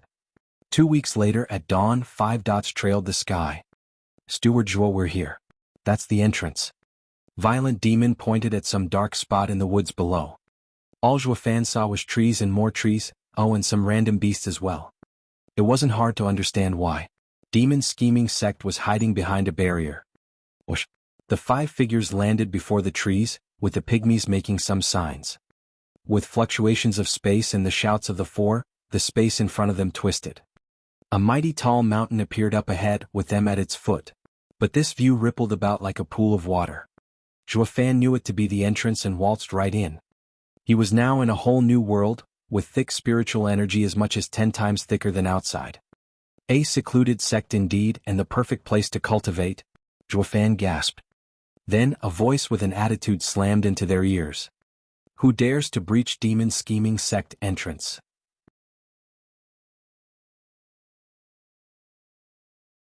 Chapter 520, Assassin at the Gates. Chapter 520, Assassin at the Gates. Whoosh. Something trailed the sky like a cold star, shooting for Zhuofan. He took a step back to look up. A blade brushed his nose, followed by a soft wrist. Quick to react, Zhuofan grabbed the hand, only to hear a charming cry as the elegant owner revealed herself. It was an 18-year-old girl with shining eyes, flawless eyebrows, and innocent looks, though those mesmerizing eyes flashed with chilling murder intent. A demonic sect disciple indeed, so young and so psychotic. Squinting, the seasoned Zhuofan saw through her on the spot, yet shook his head. Walking the secular world, he had seen Luo Yunchang's kindness, Ninger's innocence, Qingqing's righteousness and Shuanger's mercy. Now that he was back among his people, among demons, he found himself out of place. Seeing this girl, he recalled the first time he ever entered a demonic sect as well, the cruelty and blatant ruthlessness to everything mortal, he came to borrow in his very nature. As if his sole purpose on this God's green earth was to wreck it. Demons were born and died in the heart. Having seen the wonders of the world, it had a negative effect on his demonic nature. Or more aptly put, it transformed, growing to a whole new level. Clueless as to how high, all he knew was that he had a steadier heart than even the past demonic emperor. Haha, newborn chick, you've just stepped into the demonic sect and so you challenge an eagle. The young sure are filled with ambition. A shame you're far from being an eagle. Clang. Zhuofan twisted her hand behind her, making her grimace. She swished her head back at him but never made a peep, only gnashing her teeth. Zhuofan raised an eyebrow. She sure is obstinate. The girl then twisted her body, dislocating her shoulder with a crack. Her other hand sported a short blade and drove it towards Zhuofan. Zhuofan was shocked. This lass is the quintessence of the demonic path. She's just like me back in the day. A kind of empathy grew in Zhuofan's heart. The girl had the same cultivation as him, but that was where the resemblance stopped. Zhuofan's soul was tougher than a radiant stage expert. There was no way for her to catch him off guard, not while he used his soul to scan her every movement. Yet Zhuofan didn't mind giving her a freebie. Snicked. The short blade plunged into Zhuofan's chest. The girl lit up and beamed. You're happy over something like this? Getting overconfident over a fluke leaves one wide open for a sudden death, a mistake common in youngsters. The girl cried suddenly and found Zhuofan smiling back with no anger in his voice. The girl was startled. He's strange. What's he smiling about despite me stabbing him? Did he do it on purpose? No way. No one's that stupid. One thing was certain though, the blade did nothing to him. So she pulled it out to try again, this time going for Zhuofan's throat. Cease at once. The bark announced 4 trails of smoke coming into the sect, then reforming in front of the girl. Watching Zhuofan get stabbed by the girl, the 4 scheming demons were about to tear her into 4. Zhuofan shouted, "You stop. Let her go." Pa. The girl slammed the ground hard, watching the 4 angry faces in the smoke with daze. Violent demon glared at her. Damn brat, you dare kill inside demon scheming sect? Who put you up to this? Who are you? Why did you open the demon scheming sect's barrier? The girl frowned. Yet there was no fear in her features. Zhuofan admired her. The girl has some backbone. The 4 gave a creepy laughter and violent demon mocked. Hi missy, you sure are ignorant. We are the demonic cultivator hero quartet, having roamed the lands for years. Everyone knows us, everyone fears us. Well, I don't know. How could the demon scheming sect have someone like you? So shady, so shifty and so creepy, the girl snorted. The 4 scheming demons exploded in rage. Hey broad, wanna see yourself without a mouth? To hell with it, that'll be too easy for her. Let's tear her into 4. No 8. No 16. No 100. The 4 scheming demons went back to arguing over the girl's execution method when a giggle came. Oh, the 4 executives. Why are you quarreling at the door? Do you want to have an elder throw you in that lightning prison again forever? What? The 4 became deathly quiet as they saw a lady in her 30s, seductive and spruced up like a cougar. The girl cried at her appearance. Senior sister, they're actually one of us? Didn't you say you don't know them? Haha, silly girl, these 4 are demon scheming sect's wildly renowned 4 scheming demons who once shook the world with their names. They only came back not long ago and became executives. You were still in seclusion at the time, training in demon-devouring saber.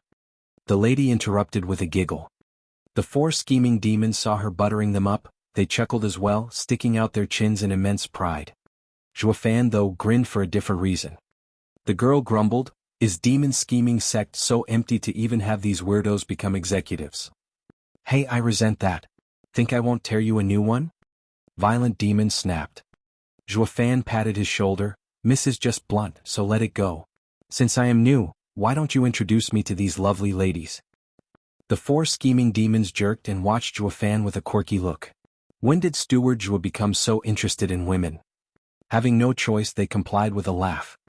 He never thought I'd hear Steward Zhuo say that. All right, Humair, tend to great Steward Zhuo. Violent demon snickered at the lady. The girl had a hard glare for them as she reprimanded, sex rules forbids affairs. You 4 know this fully well. I'll be reporting you to the sect leader, so await your punishment. Hey missy, I find tearing your mouth off more and more appealing. Violent demon cracked his knuckles, only to have Zhuofan stop him. Zhuofan said flatly, Miss, I am a new disciple and only wish to make some new friends. I have no other meaning. All the girl did was huff. While Humair was very friendly, taking Zhuofan's hand with tenderness and tracing her hand in his long white hair. A new disciple. It must have been so hard for you out there in the wild to have white hair at such a young age. You must be traumatized. I'm okay, Zhuofan smiled. Humair's hands roamed over him more and more in clear disregard, but now that you're here, I will take good care of you. You don't have to worry about anything. Thank you, senior sister. Zhuofan smiled, his heart a rock. Violent demon giggled. Humair, he is in your care, so you better not neglect him. I could never have the heart to forget such a cute junior brother. Patting Zhuofan's cheek, she giggled, but why are you calling him Steward Zhuo? Is that his name, Guanjia? Smiley face with how Steward Zhuo is made up of 3 characters, as often Chinese names are, she took the title as part of his name, Zhuo Guanjia. No, I have only been a clan steward before this. Zhuofan smiled, my name is Zhuofan. Humair nodded, Zhuofan, outstanding and amazing. What a good name. Smiley face. She used his name to make an idiom. Of course, Steward Zhua is an almighty hero that sect leader has personally invited. He is, at the very least, an elite, a future sect leader. A good name is a given. Violent Demon laughed with his head back, like he had picked the name. But Mayor blushed while her eyes glinted. As for the junior miss, she sat on the ground with an arm limp by her side, ignoring everything, even the next sect leader she just tried assassinating.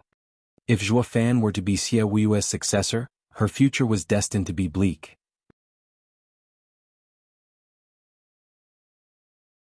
Chapter 521, The Labor Office.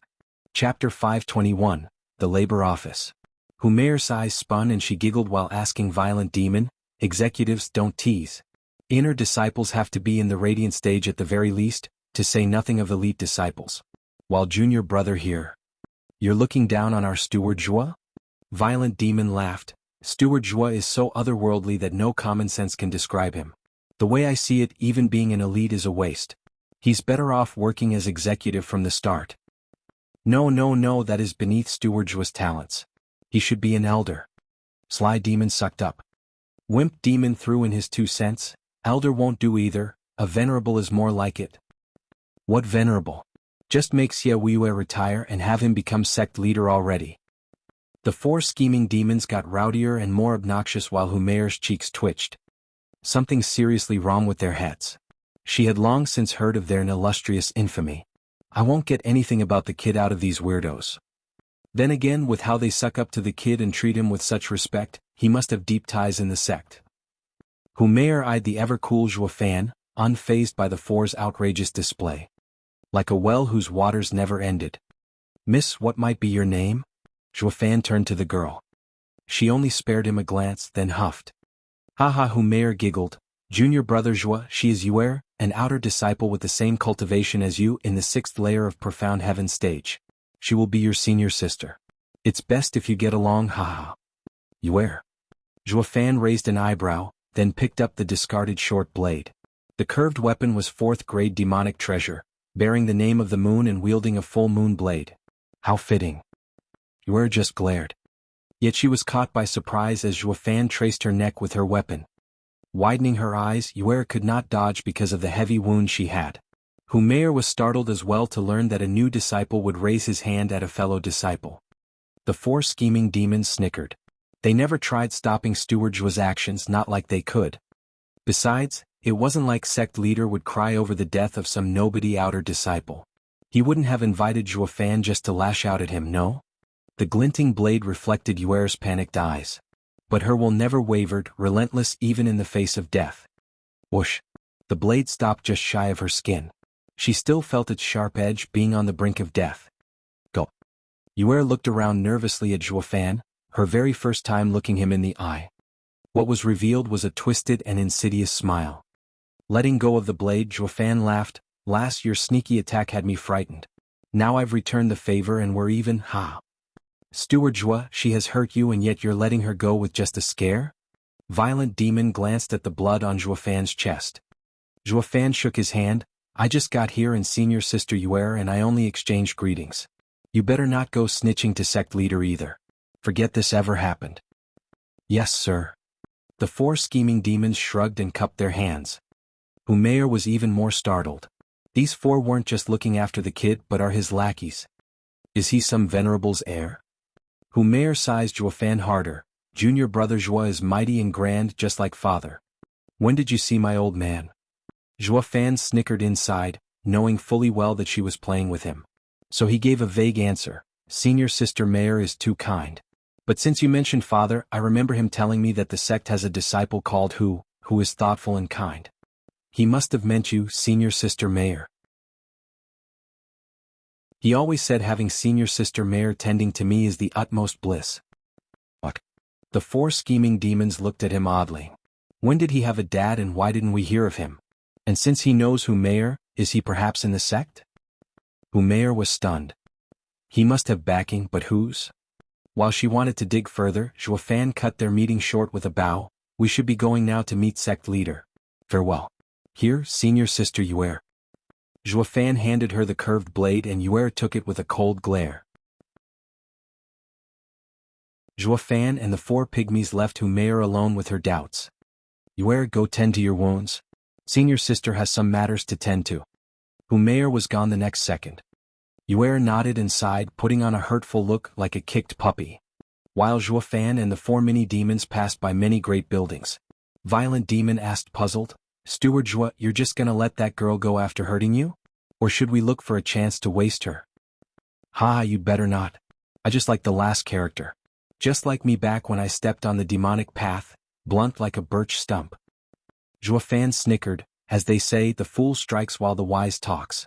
Yuer might be the one who attacked, but I knew from a glance that she was oblivious to everything, ending up being used. It was the late arrival, Humayer, who came to mediate and to loosen my tongue. If we'd not leave the matter at that, she'd have killed us all. Fan breathed in, four scheming demons, did anyone else know about my coming to demon scheming sect? Why was someone after me the instant I got here?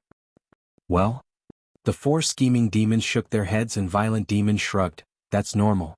Demon scheming sect's competitiveness is ruthless. And since we're a demonic sect, it goes double for its disciple. You know it very well how cruel our methods are, using others' souls and flesh to practice skills. Where are we supposed to get the raw material? Going after other sects will blow in our face and lead to war. Only by weeding out the weak and making them our furnace can the elite be born. Losing here means death. Right. We only succeeded to train in our unity tactic all because we used 999 disciples' souls. That's how we can turn to smoke. Sly Demon bobbed his head. No one knew better than Fan just how cruel and twisted the demonic path was. The loser went through hell while the winner had everything, standing above everyone.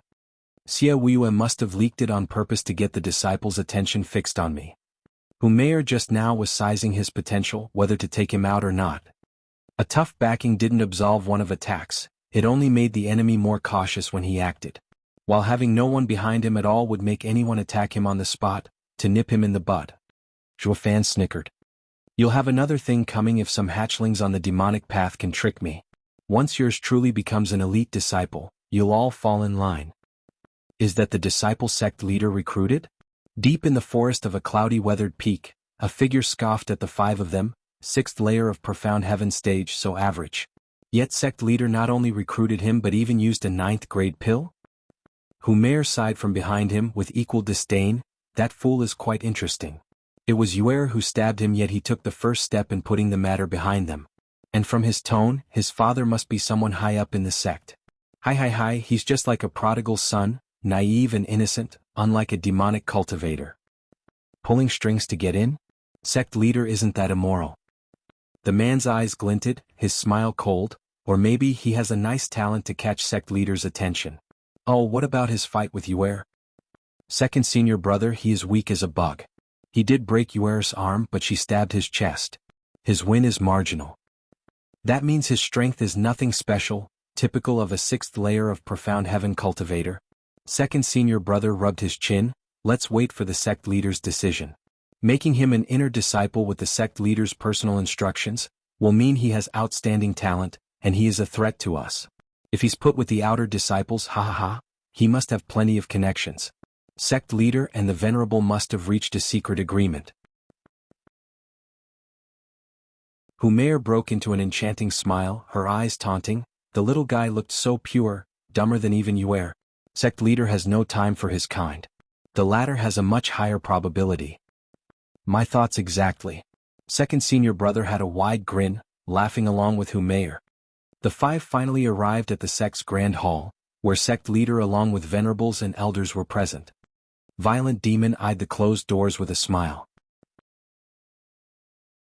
He didn't get to report their arrival when the doors opened to reveal a middle-aged man with a pencil mustache. The four scheming demons bowed, Elder Yao.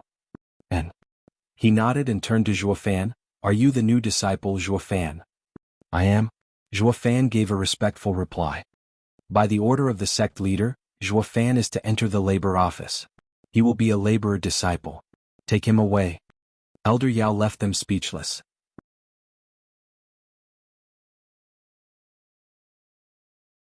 Chapter 522, High Venerable. Chapter 522, High Venerable. Labo rare? Fan's eyes twitched as all five shouted the word with dull and incredulous faces. Tianyu's finest steward, the demonic emperor, head of the 8 emperors in sacred domain, came to your sect to be a laborer. Xia Wuya, get the hell out. I promise not to kill you much. You wasted a 9th grade pill just to get a slave? Zhuo Fan's face twisted into a grimace. Violent demon panicked. Elder Yao, that can't be right. Steward Zhuo is versed in letters and martial arts. How can a rare genius end up as a laborer? No mistake, these are the sect leader's orders. Now take him to his post, his work begins tomorrow. Elder Yao eyed them coldly, then slammed the doors, almost catching Violent Demon in between. Shrugging helplessly, the 4 pygmies sighed. Zhuo Fan held his head, unable to come to terms with his new reality. Just what the hell is Xia Wuya up to? Planning so hard to get him only to work his ass doing housework? Are you that short on staff that you'll throw a 9th grade pill as incentive? While in the forest, second senior brother and Humayer were just as speechless. Second senior brother, no matter how average he may be, he is still in the profound heaven stage. He's good enough to become an outer disciple, so why punish him by throwing him in the labor office? He just got here and hasn't stepped on anyone's toes. Humayer was puzzled. Second senior brother frowned, then his eyes lit up. Maybe? Do you know something? Humayer asked. Senior brother mocked. It's just like junior sister said, he pulled strings to get here. As you very well know, for any disciple to join, he needs 2 people's vetting, sect leader and High Venerable. With High Venerable's upright and fair nature, he follows the sect's rules to the letter. Especially in the case of prodigal sons using their dads to squeeze their way in. He hates their guts. And ever since the defeat at the last Double Dragon gathering, his mood has been even worse. There's a high chance sect leader and that Venerable's deal got found out.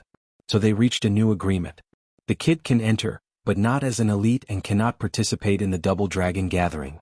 No laborer is good for anything and they'd be soon taken out just after entering the sect. They're useless. That takes care of him then? Humayer giggled at the other's misfortune. Second senior brother shook his head. I don't think so. If he'd come here just to die, there's no way the one behind him would have agreed.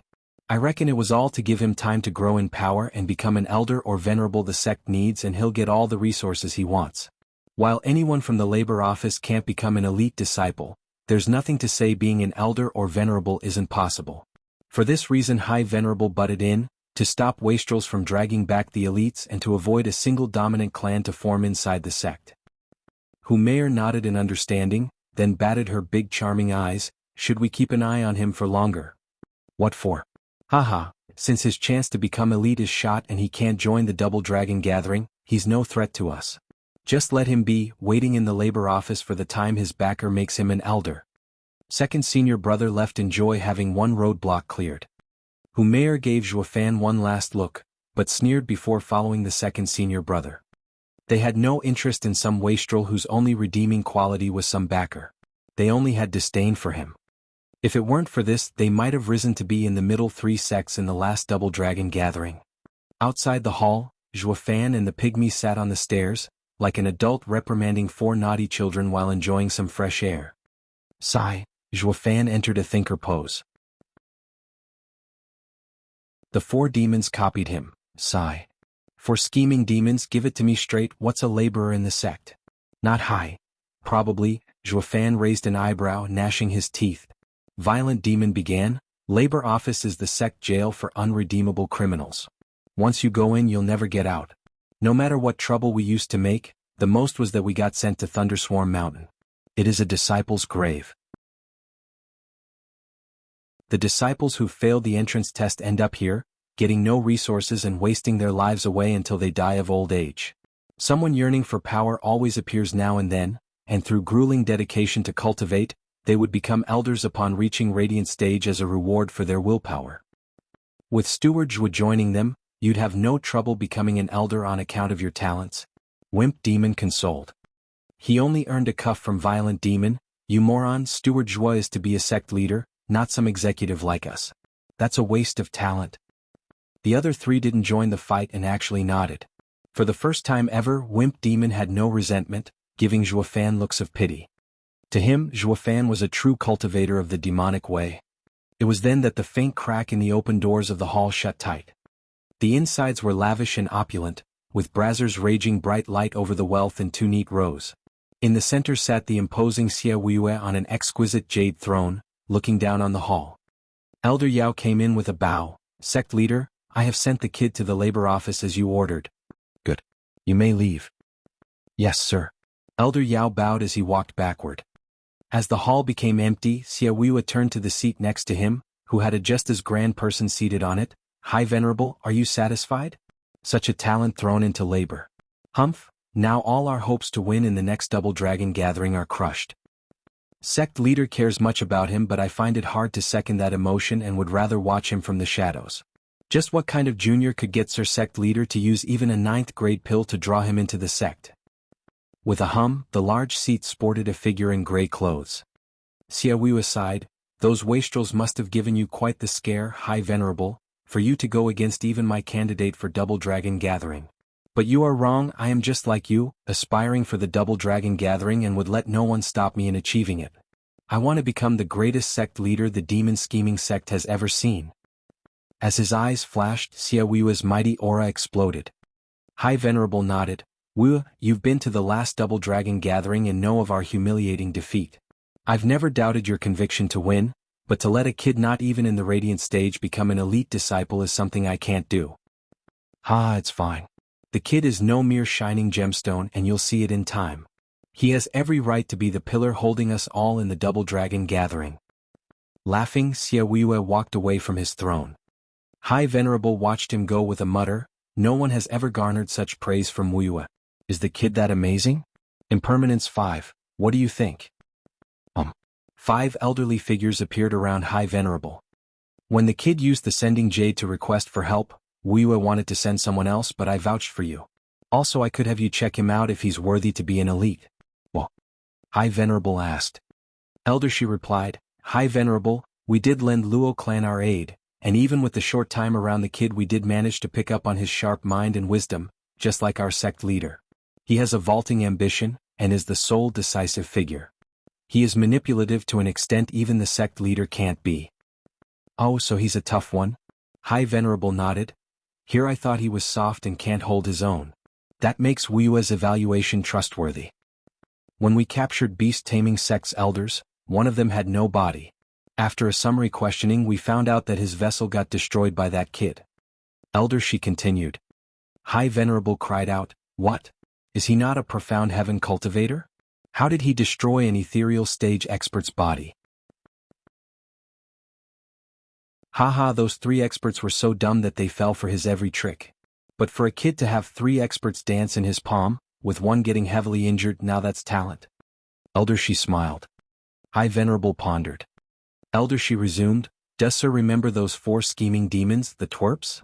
Those mavericks had no control, no amount of punishment worked on them, always doing what the heck they wanted. Thus sect leader has no choice but to throw them in Thunderswarm Mountain.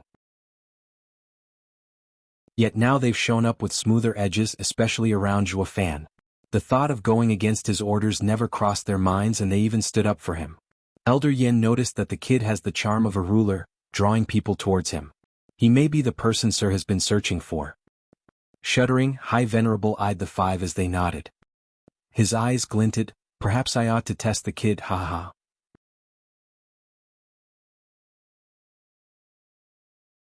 Chapter 523, Old Yuan. Chapter 523, Old Yuan.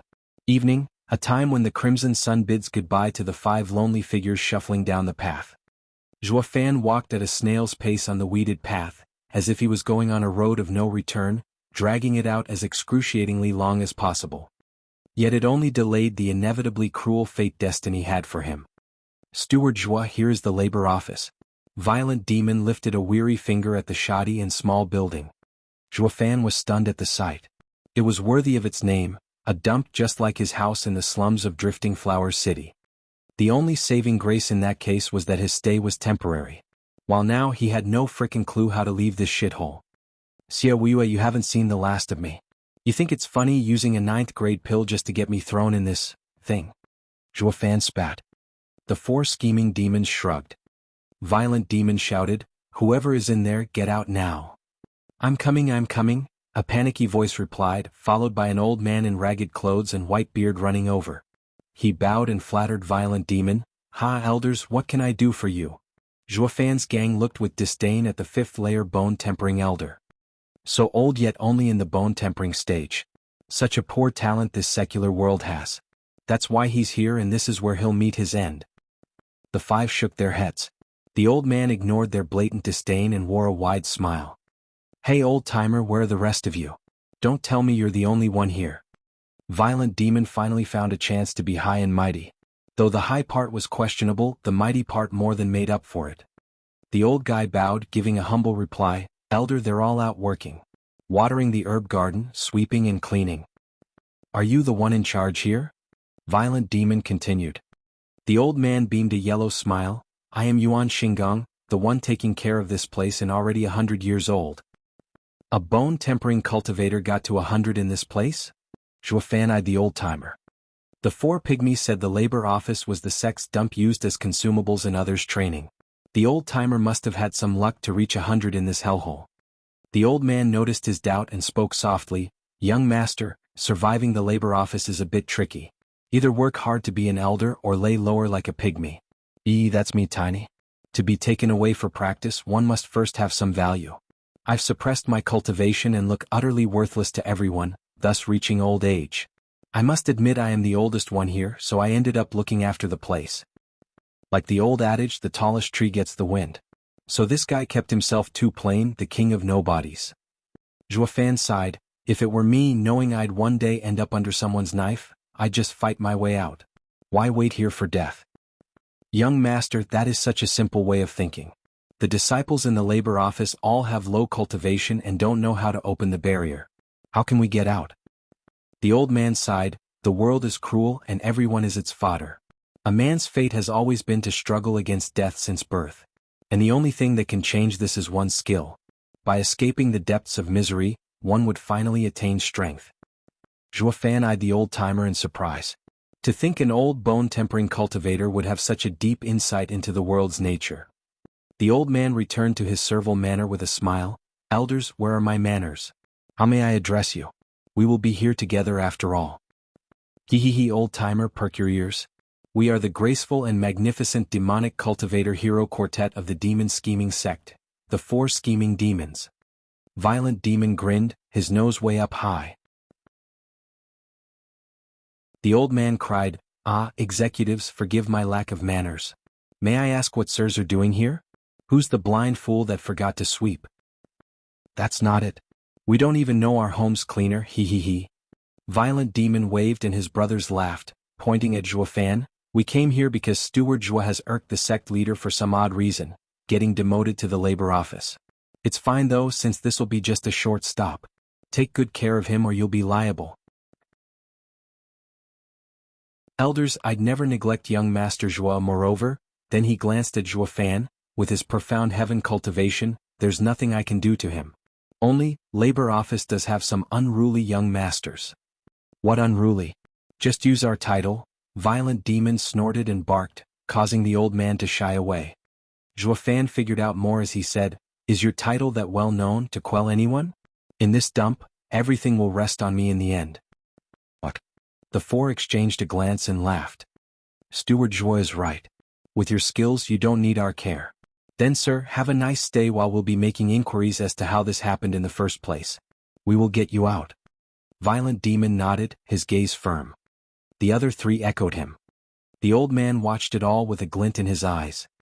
After many demons repeated warnings to the old guy, they cupped their hands at Zhuofan and flew away. Zhuofan chuckled. He never thought the day would come when these four shits would look after him. Mr. Zhua has such nice friends. I've seen my fair share of strong people coming to labor office, but never before like Mr. Zhua, with so many executives looking after him. The old man spoke simply. Zhuofan smiled, just Zhuofan. I will be calling Sir Elder Yuan. That won't do. I can't accept it. The old man waved his hands around, I'm but a bone-tempering cultivator, a whole stage beneath Sir. Haha, what's that got to do with anything? When I respect someone they have something of worth. Sir's cultivation is low, but your insight into the world can't be compared. All that's left is for your talent to increase and sky is the limit. Zhuofan beamed as his hand now held a vial, this is my clan's heaven-reaching pill. It enhances the body and makes cultivation easier. Let us expound on the heavenly Tao together. Startled, the old man received the vial. The soothing aroma coming from it had him flabbergasted. TT 10th grade pill? Elder Yuan is truly wise. At the bone-tempering stage yet aware of such a pill. Zhuo Fan raised an eyebrow.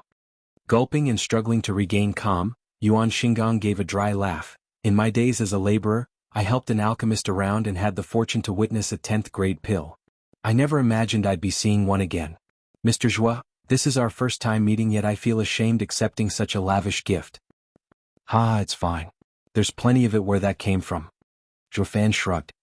That had Elder Yuan stumble, looking back at Zhuo Fan with a freaky gaze. Mr. Zhuo, where did you say you were again? If you have 10th grade pills, why would you come to demon scheming sect? Can't help it when you're obligated. Zhuo Fan shook his head, then looked at the crumbling building. Elder Yuan, where will I be staying? Yuan Xinggang turned from him to the pill, having mixed feelings. Holy moly, a big shot has come to town. What a godly return, using a 10th grade pill to pay back for a 9th grade pill. In a field of flowers, people with white robes and the mystical words sewn on their shoulders in gold landed. Rustle. They all made a sign and the flower field shimmered, turning into a lofty landscape of towering mountains.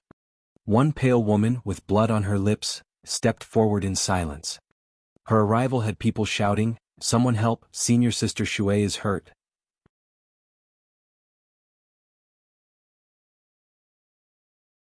Chapter 524, An Ice Princess Smiled. Chapter 524, An Ice Princess Smile. Ripples came from a deep cave in the mountain, from the 4 elegant women holding their hands in a circle and releasing prismatic lights. Next to them stood a grizzled old man with a long beard and a fine young man with soft features in his 20s. But his waning face betrayed his fragile health. He coughed on and off, his eyes filled with worry. Elder Su, wasn't senior sister Ruohua's condition light? Why isn't it improving? Should we notify father and the venerables? The young man sighed. Elder Su smiled. Young master, these 4 are executing the 4-element cycle array, holding metal, wood, water and fire. And by connecting with the earth, the cycle is complete. Under the effect of this great cycle, Ruohua's condition will improve in no time at all. There's no need to bother sect leader and the others over such a trifle. The young man nodded but was worried still. After another ripple, the 4 women took back their power and the prismatic glow faded. They opened their eyes and stood up. Shui Ruohua bowed to the other 3 in gratitude. Thank you, junior sisters, for saving me. Senior sister, it's nothing. The others returned her gesture. The young man walked over impatiently and grew excited at Shui Ruohua's healthy state. Cough, senior sister Ruohua, are you all right? Haha, of course, silly brother. Shui Ruohua ruffled his hair and the boy smiled. They had grown up together and were practically kin.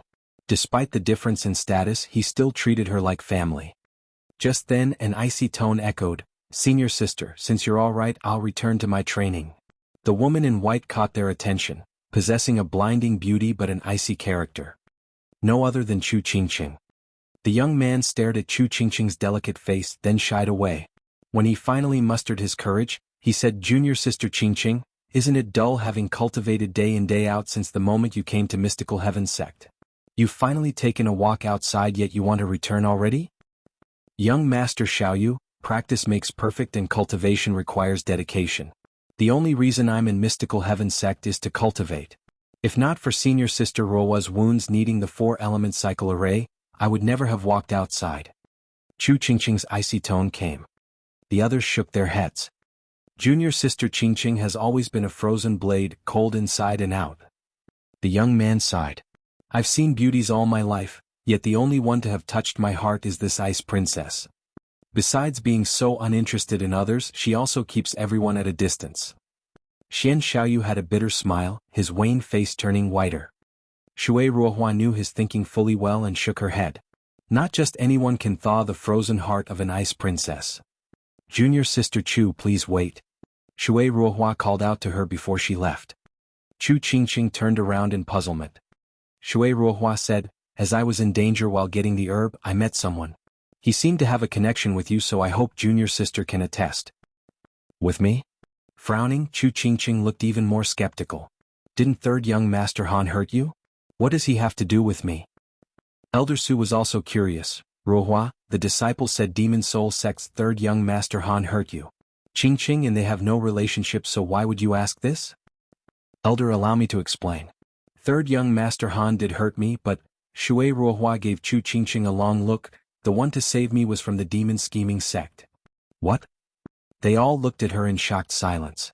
Xian Xiaoyu even more so. There's nothing but open hostility between our sections. Why would they ever go on demon scheming sect's bad side for us? He didn't save Mystical Heaven sect, just that it had something to do with Qingqing? Shui Ruohua had a bitter smile. It left them even more confused about Chu Qingqing's relationship with demon scheming sect. Chu Qingqing was just as confused. Elder Su's beard shook and he stared at Shui Ruohua in all seriousness. Ruohua, explain just what is going on. It's like this. Shui Ruohua got her thoughts together and said, we discovered a 9th grade herb in a valley, the tricolor soul-fixing grass. That's great. Did you get it? Elder Su jumped in.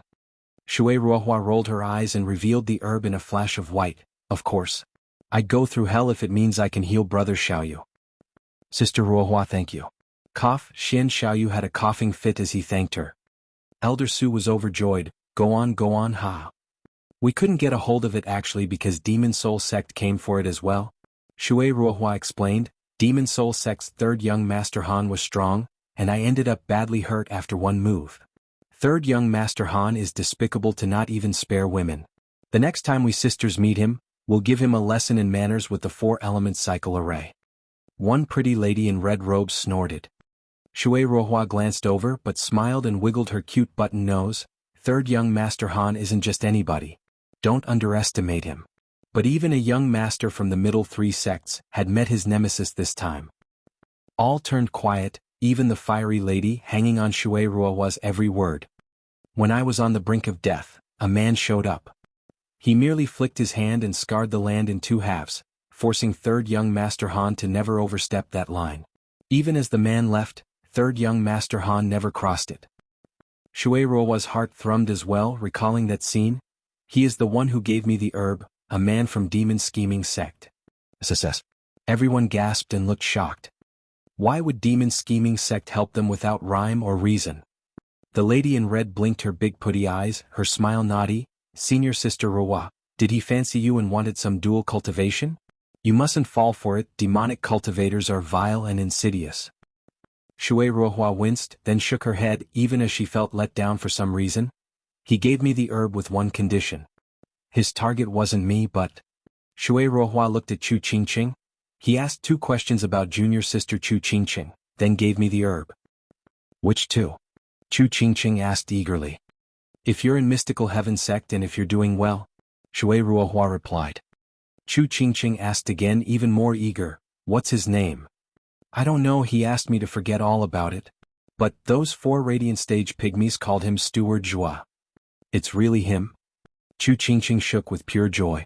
Her icy features melted into a beautiful smile. He misses me. 2 trails of tears accompanied her bright smile. Everyone was stumped, having never seen her smile and finding it a work of art.